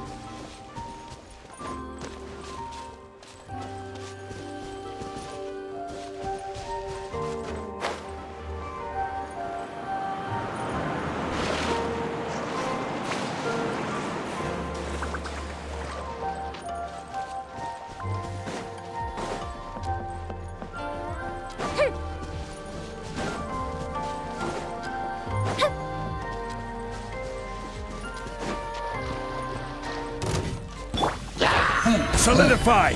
Shine down! Torn to oblivion! Let me weave you a...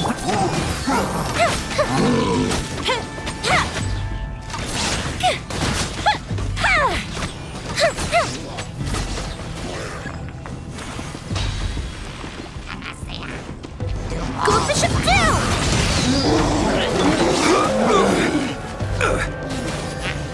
I will have order! Gather! There is no escape! No, my sword! Time to act.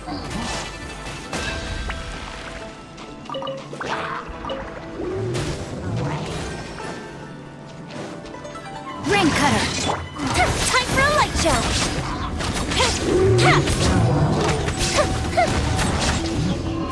That didn't count! Solidify! Order guide you! Now you shall perish! Rain outlines your... Here come the fireworks!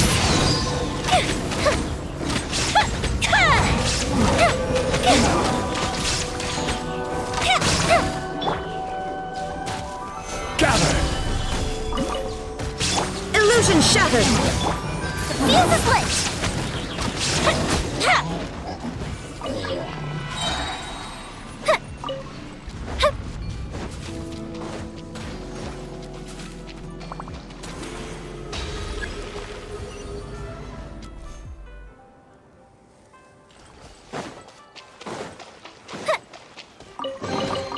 Ooh, will we find any firework materials in here?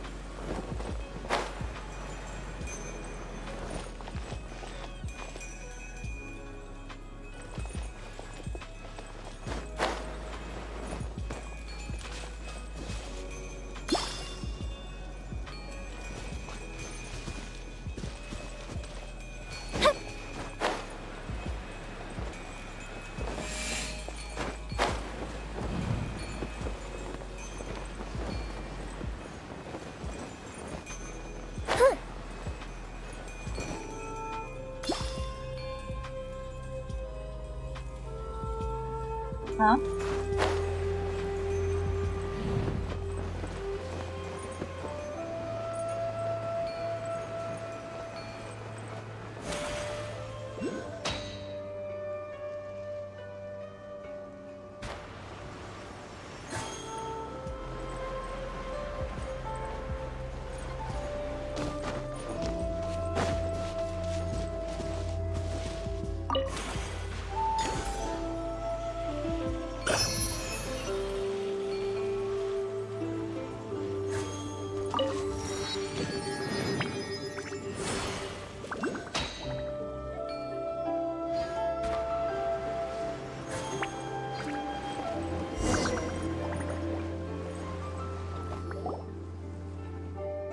Oh, there is a pavilion here on this mountain. It's rather Adepti style. Paimon wonders where we'll find that golden carp. This place is kinda huge. Maybe we can do what we did last time, you know, Lumin. The bit where you used Adeptal energy on the mural and the carp turned out to be hiding inside. Look, Lumin, there's 4 stone carp statues here. Do you think there might be 4 giant carps hiding inside? That does make sense. You're pretty smart, little Mao. Lumin, is the Adeptal energy reacting in a way? Not at all. But there seems to be something missing inside. That might be where the critical clue lies. Lumin, over there, it looks like there is an orb inside some of these carp statues. Didn't we find some statues of carps and large peril on our way down the mountain? Maybe those are actually used for something. A real pearl of wisdom. That's worth a try. Good job, little Mao. Well, let's give it a go then.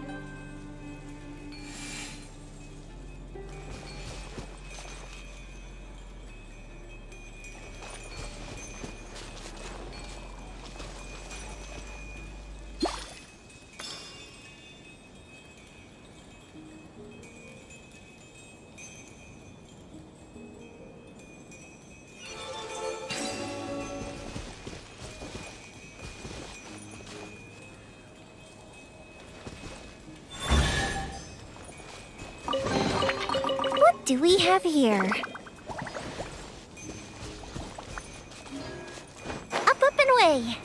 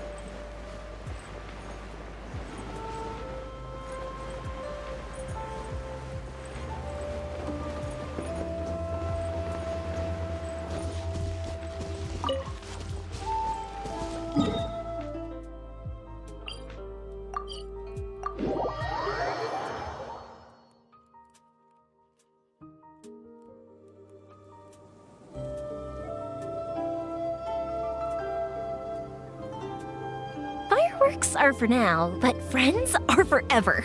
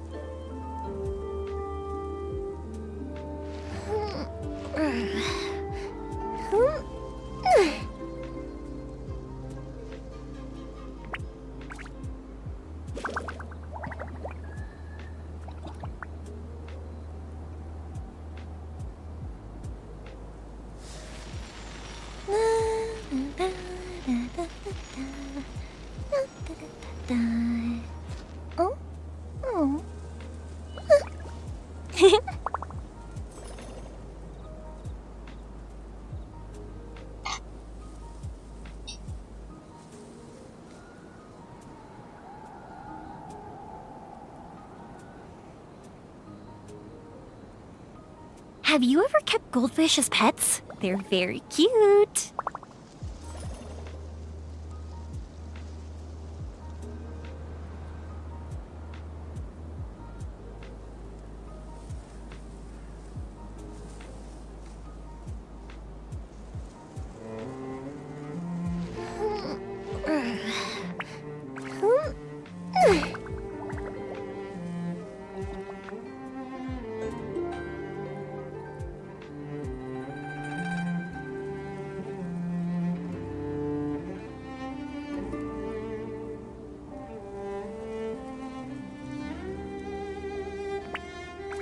If we've got nothing else to do, why don't I tell you a story?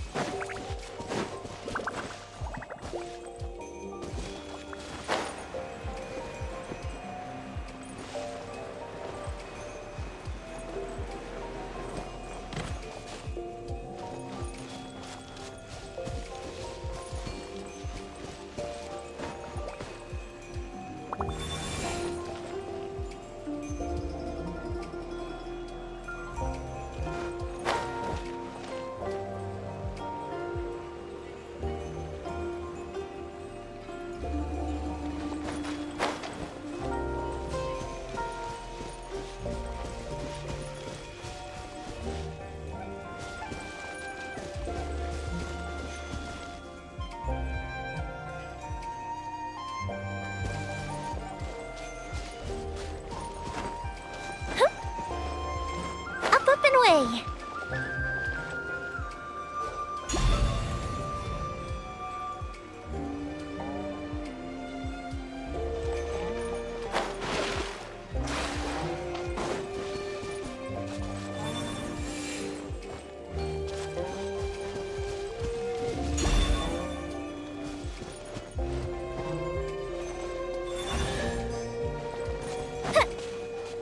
Complicated. What do we have here?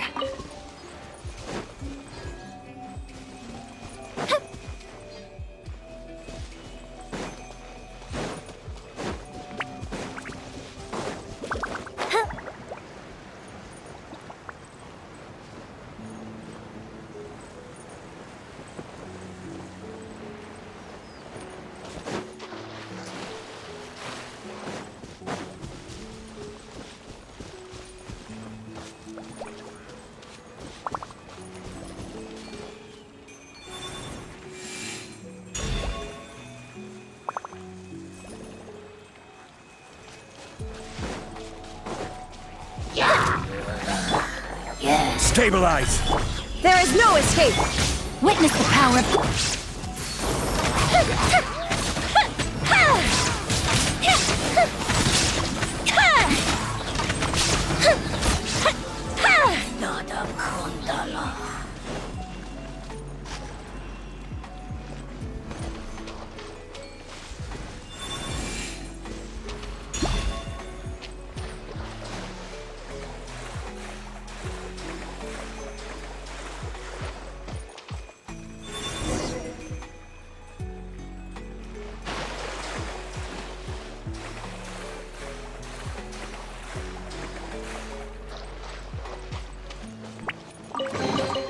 What do we have here?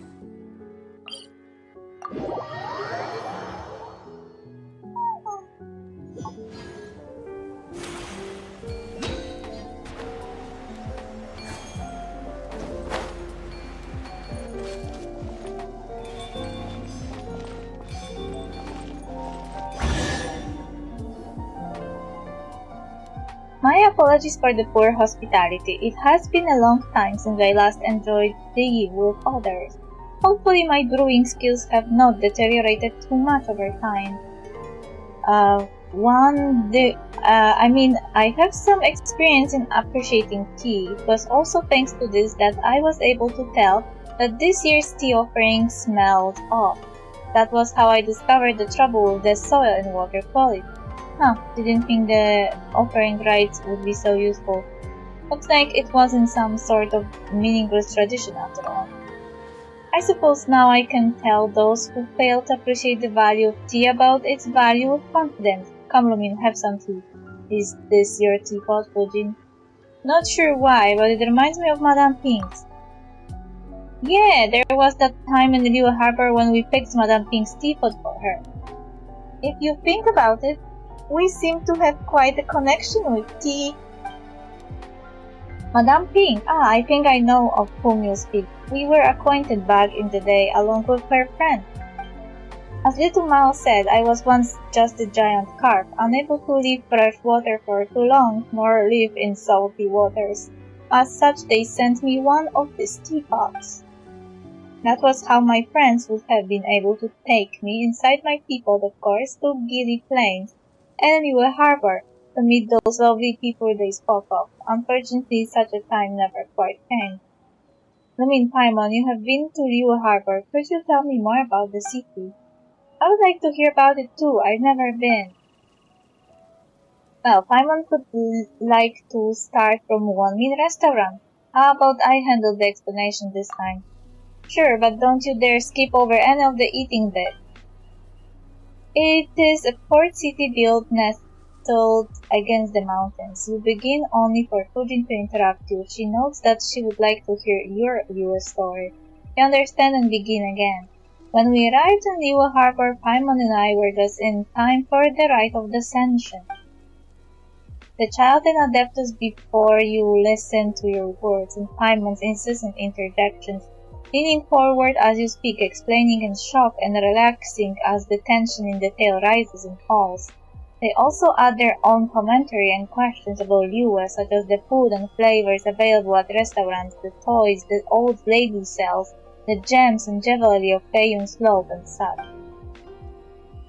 As you watch Fujin, Little Mao, and Paimon be so moved by the tale, along this journey, we met many friends. And experienced so many things. It was all worth it. I can only hope that in the end it will all be worth it. Wow, a sea monster, huh? Amazing. Liu Harbor is not what I imagined. Do you find it disappointing? Well, no, just different. Being different doesn't make it bad.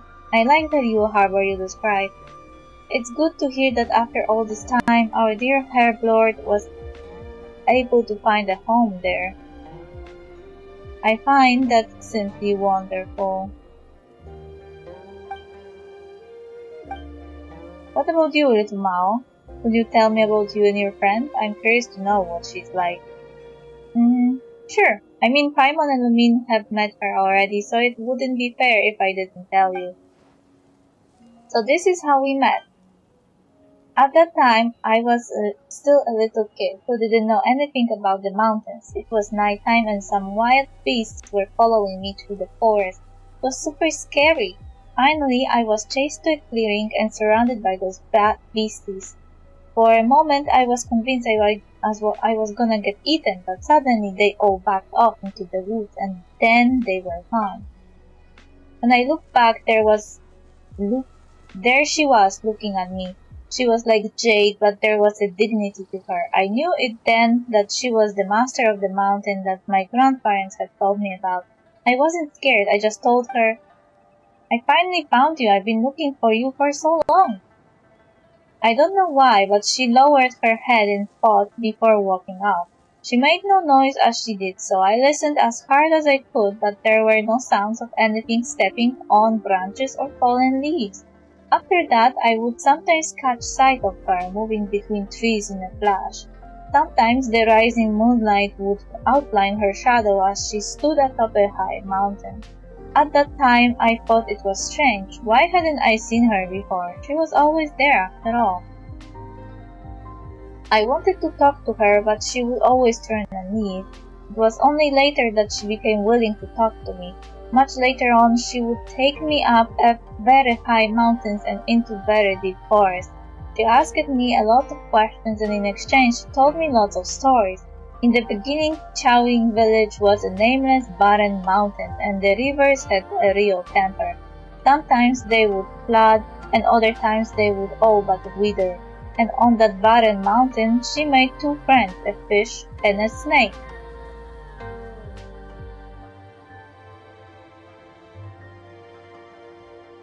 Wait a minute! Is Herblord that white snake that Baiju has?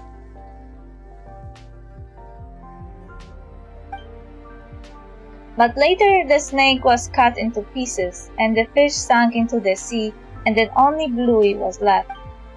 Thank you, little Mao. Awesome. Don't tell anyone about my friend, alright? Of course we won't. You seem quite familiar with this friend of little Mao's, Fujin. Indeed, but that was all in my past life. Many years have passed since I could no longer move freely. I suspect that I might not recognize her any longer, though from Little Mouse's words she might not have changed too much. Past life? Perhaps that is not the most accurate way to phrase it. I did not utterly perish, but I did lose my original form, and my strength and wisdom dissipated along the spirit veins. This is also why I invited you and Lumine to Carp's Rest. If we were not there, I would not even have a form to show you or a voice with which to speak to you. It is thanks to you that I've been able to slowly regain my previous strength. Coming here and once more seeing the scenes with my own eyes, meeting old friends from the past, and more importantly making new friends. I'm very glad. How did you die? My memories of that have grown foggy. The Herblord and I were both servants of another god, and it was I that organized the Rain-Jade Rite, administering the rivers and mountains for our lord. As for the other, she was as she is, a beast, wild and free. In those peaceful days, I also climbed waterfalls to Mount Yaosang and Mount Pulao, and there I met with the Adeptite, whose powers and wisdom far eclipsed mine. Of course, that was all before the war. Our Lord was not a heinous being by any means. Once upon a time, she made many dreams come true. If there was any evil, it was the Archon War itself.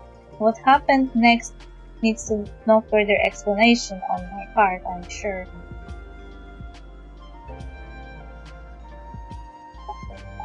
Is she talking about Guizhong? You talked about how you and Herblord defected. That's right. That might have been the bravest thing we have ever done.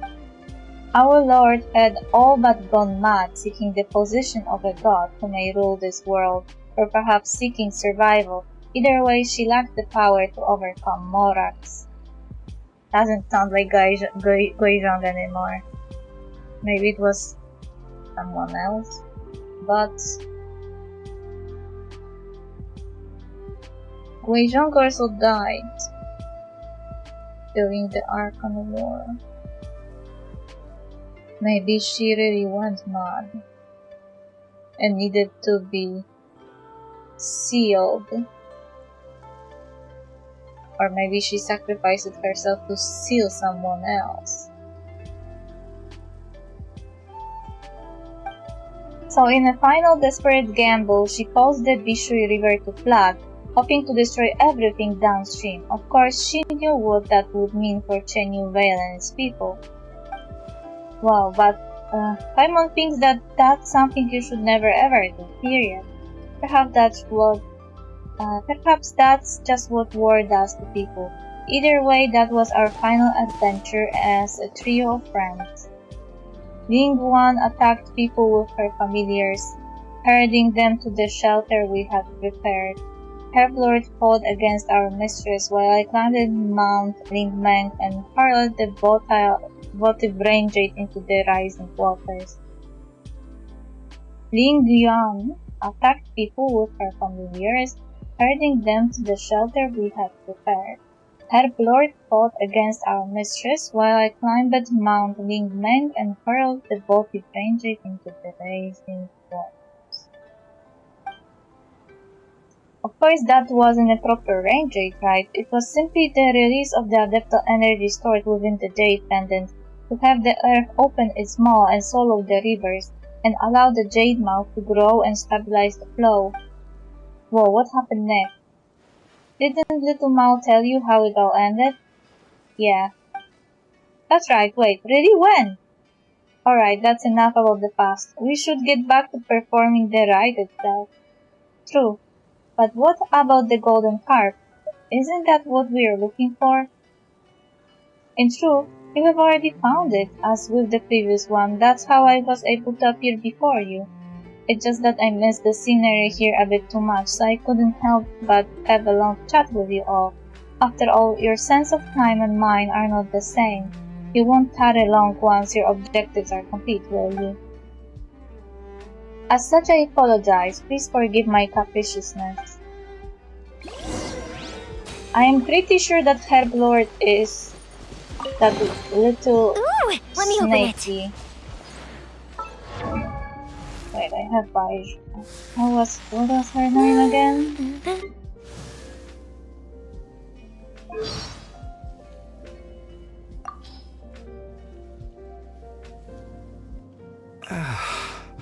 When on the Changshan. road, one should take ample time to pause and appreciate the wondrous scenery along the way.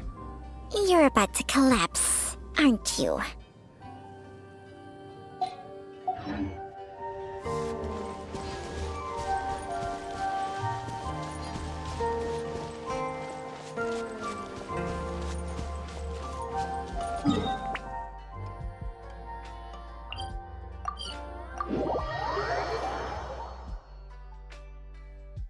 But the lord they were serving, I am not sure. It may be Guizhong, but it could be some other god.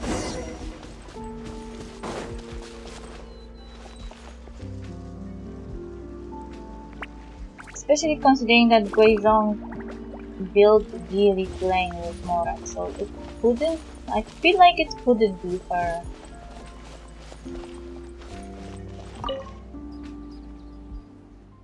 Though my power is still a far cry from how it was in the past, thanks to your aid, I have regained much strength. Thank you. Next, we need to perform the ceremony.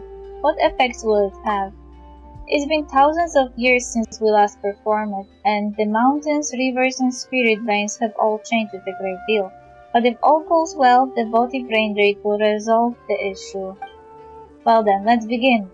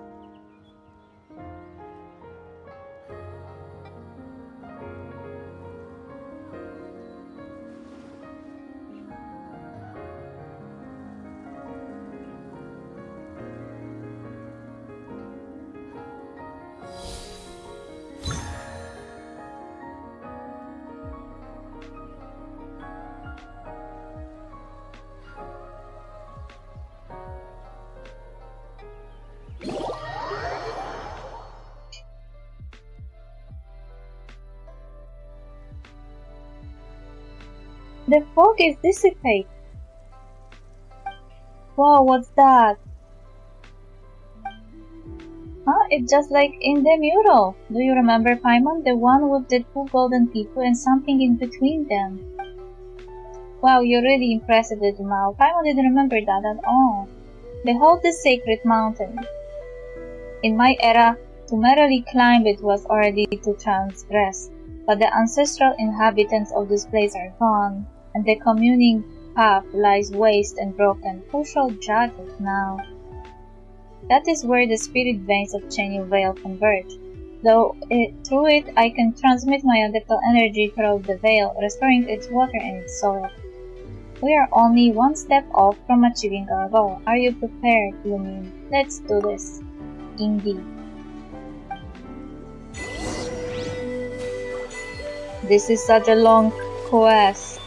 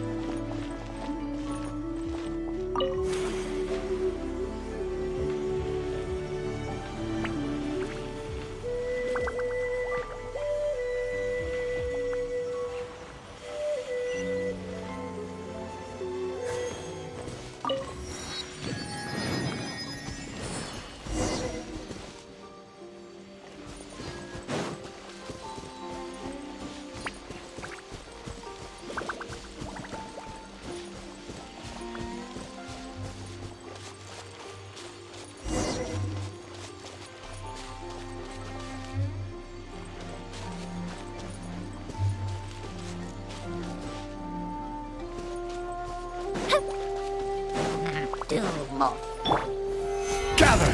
This is order! Shine down! No, my sword!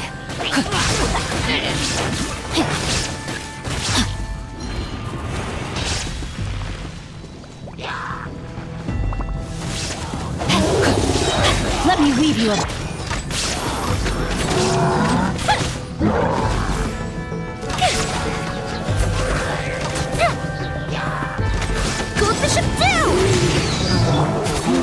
Stabilize! I will have order!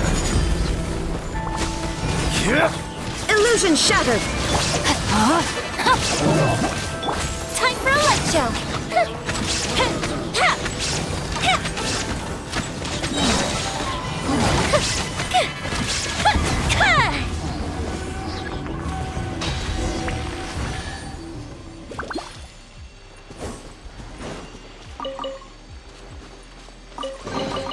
What do we have here?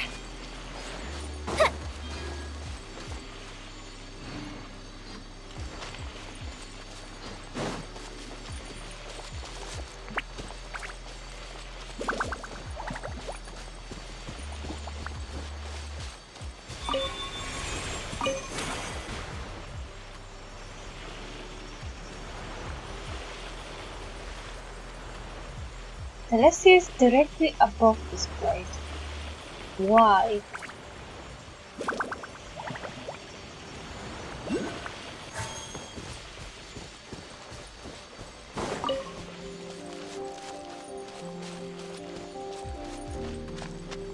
Oh, Bluey.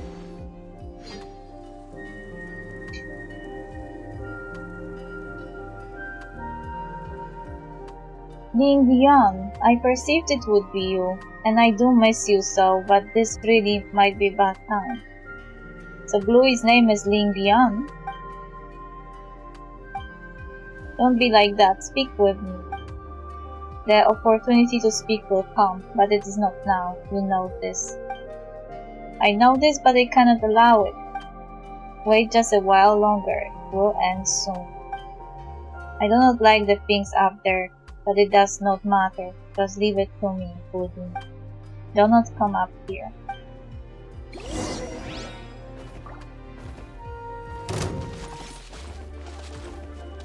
She sent babies after me. This is order.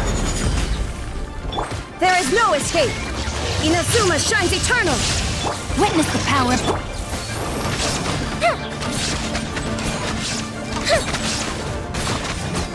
Luvoik and Kaini.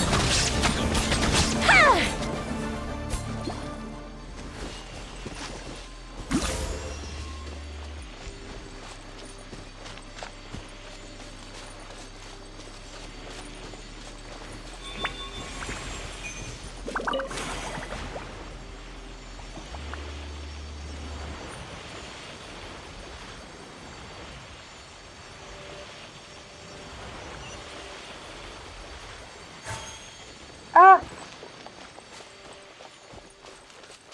I was traveling on Fujin.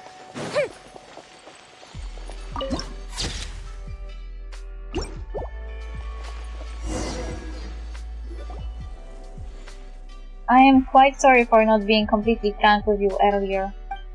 Though I became aware of it during our travels, I did not wish to believe that my old friend Ling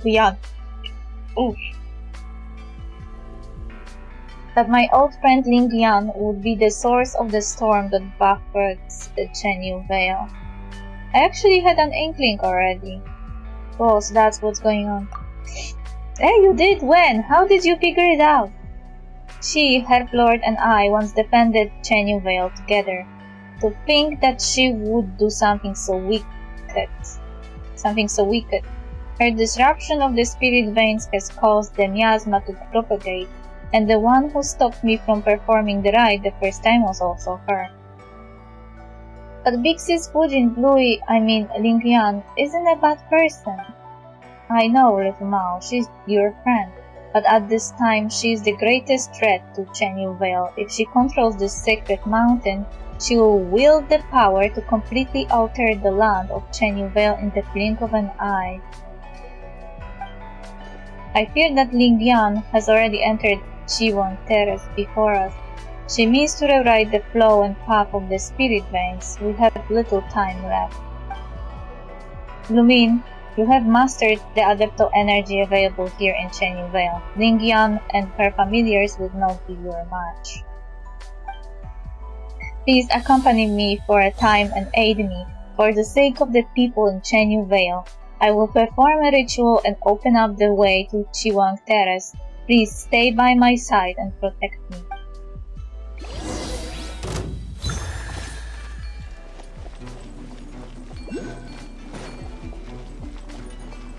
The fuse is lit!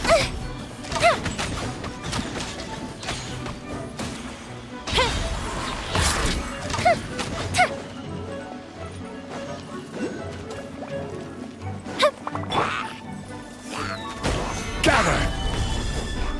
Illusion shattered! Rain outlines your Fire hazard!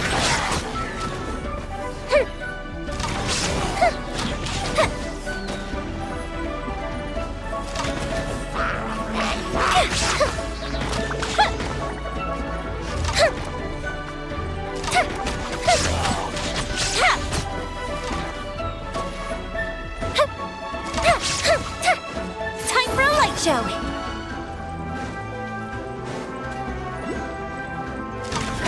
What are you fighting?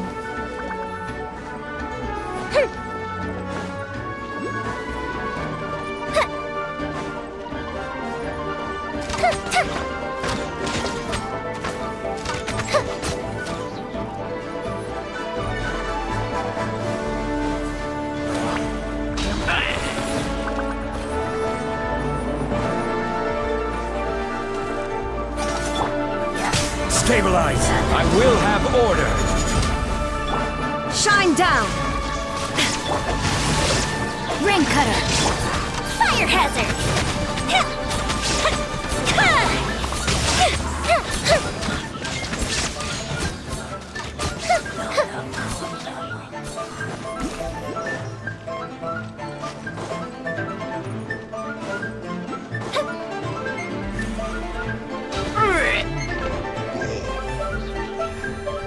Why won't you listen to me? Will you not wait?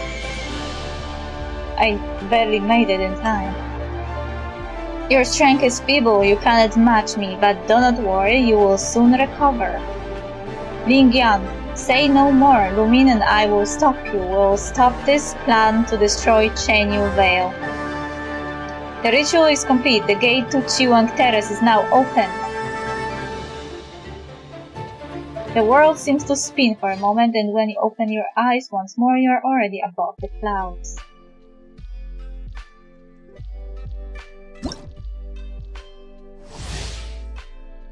Leyline disorder. When Lingyuan changed the direction of the spirit veins, miasmic simulacra will be continuously generated. This simulacra will deal continuous damage to nearby characters when Lingyuan is gathering hydro or animal depot energy. If there are any miasmic simulacra still present, Lingyuan will gather them all as well to power up the attack. Use adeptal energy to eliminate the simulacra. Fireworks are for now, but friends? Gather! Illusion shattered! No, my sword! Fuse is lit!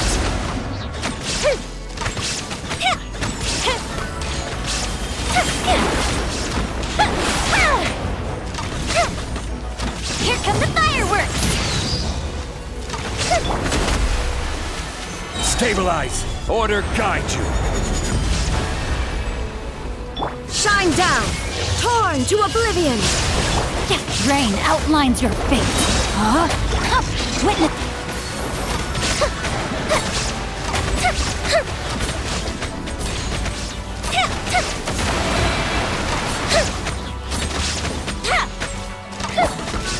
Gather!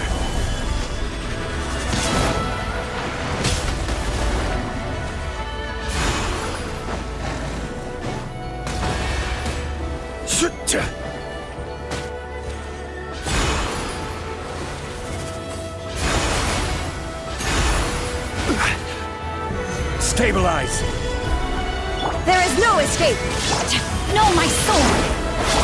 Fire hazard! Assisted reprise!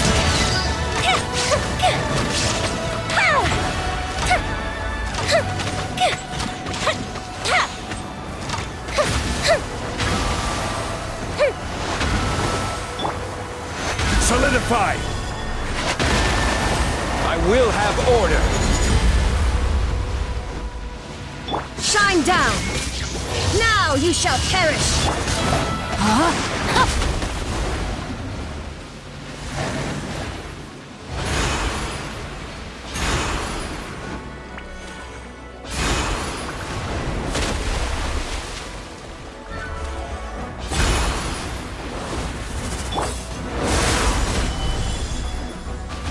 There is no escape! Rain outlines your fate.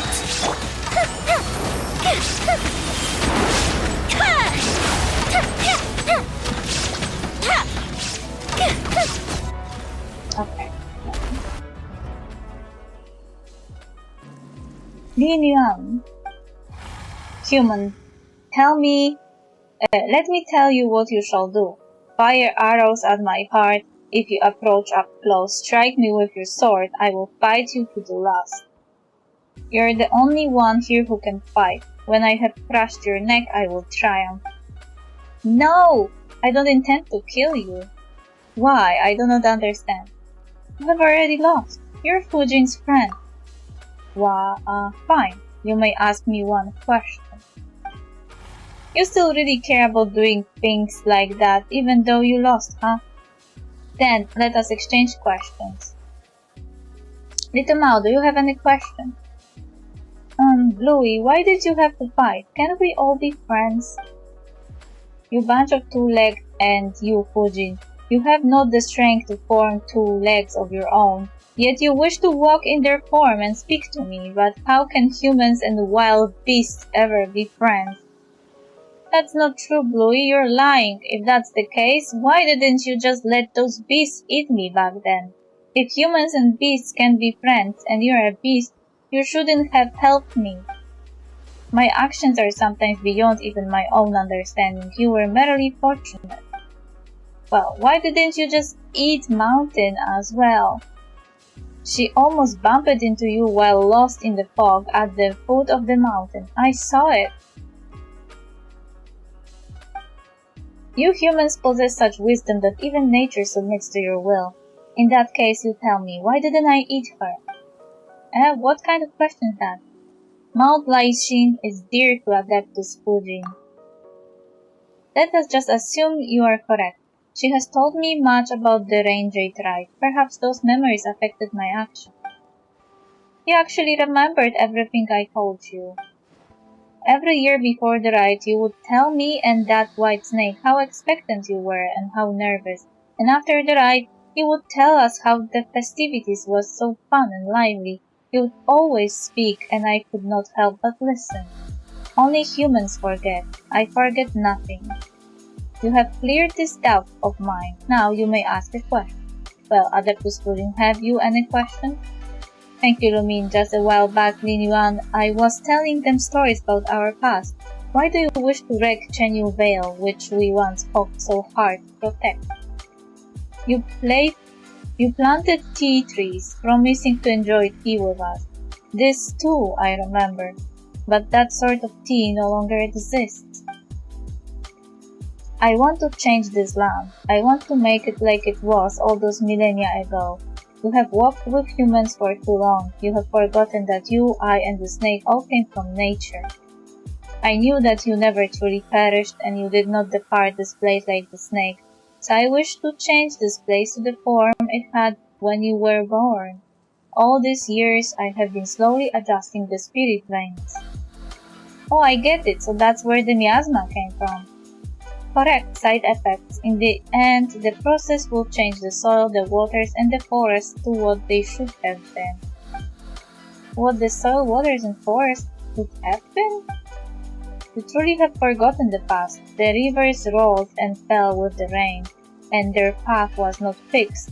The tea trees and flowers were not trimmed or cultivated, nor did they exist for humanity. In such an environment, you would regain your old form and frolic once more in the great rivers. You would regain your strength. Spiritual power blanketed the land in those days. The wild shrubs grew thick. Now the mountains and forests are silent, and the shimmering voice of the spring waters tinkling like jade can be heard no longer. But you don't understand. You still think you must stop me. Ling Yan, I count myself more blessed than most to have lived such a happy life, and in the end my soul returned to my home. You are the one who does not understand. Yes, and I have never understood. After you defeated me, you should have taken my territory. You planted tea on my mountain and gave that land to the humans. I do not understand why you did this. Chenyu Vale was once but a nameless land, and we were nameless insects, beasts, and fish. I was the master of an uncultivated mountain, and today that place belongs to neither of us. You took a human form and walked among them. You instituted the Lantern Rite and helped them change the soil and water.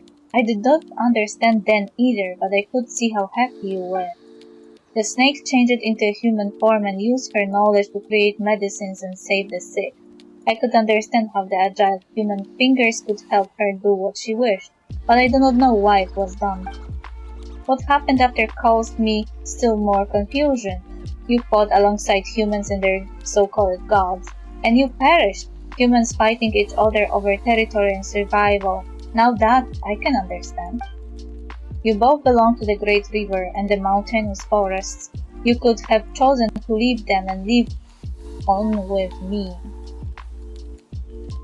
Let that which is human belong to them, and nature belong to nature. Even if our territory were to shrink, we could still live freely. But now you wish to stop me and defend this land subdued by humanity. Answer me, why? Ling Yuan, my friend, it is as you say, I do wish to protect them. Do not answer me with my own question. I was asking you why. This Lin Yuan might be a beast, but she sure cares about the order of things, huh? I know, that's how I learned so much from her. So you guys were just discussing stuff in the mountains? Well, not totally. That said, after hearing everything Bluey said about Big Sis Puddin', I thought they would be happy to meet each other. At first I was like you. I did not understand humanity, and I did not enjoy their excessive demands and love of hoarding or their eternal desire to have more than they need while caring so little for the needy themselves. Trading, wealth. Like you, I did not understand these concepts and did not understand why they influence human joy and sorrow. but across the long years I have also seen many other things. Oh, sorry, I have to mute.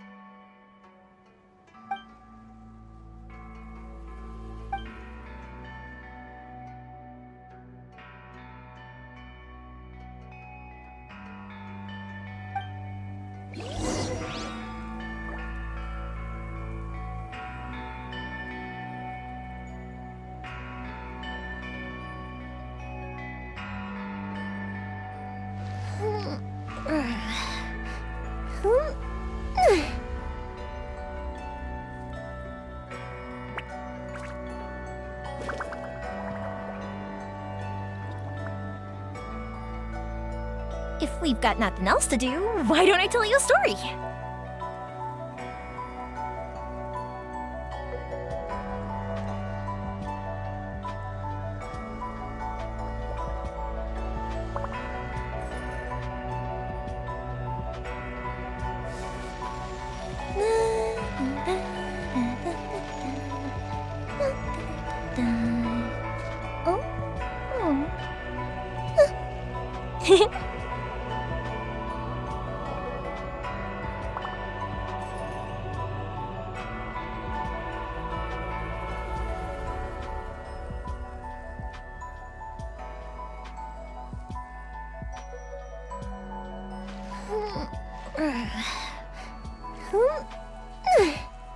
Thank you for being here. Sorry the last part was muted.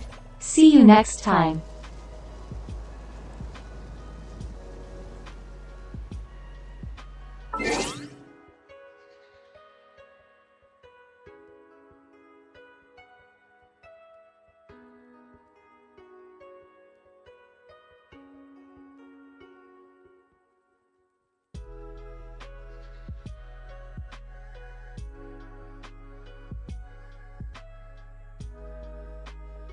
We didn't finish the quest, but it must wait.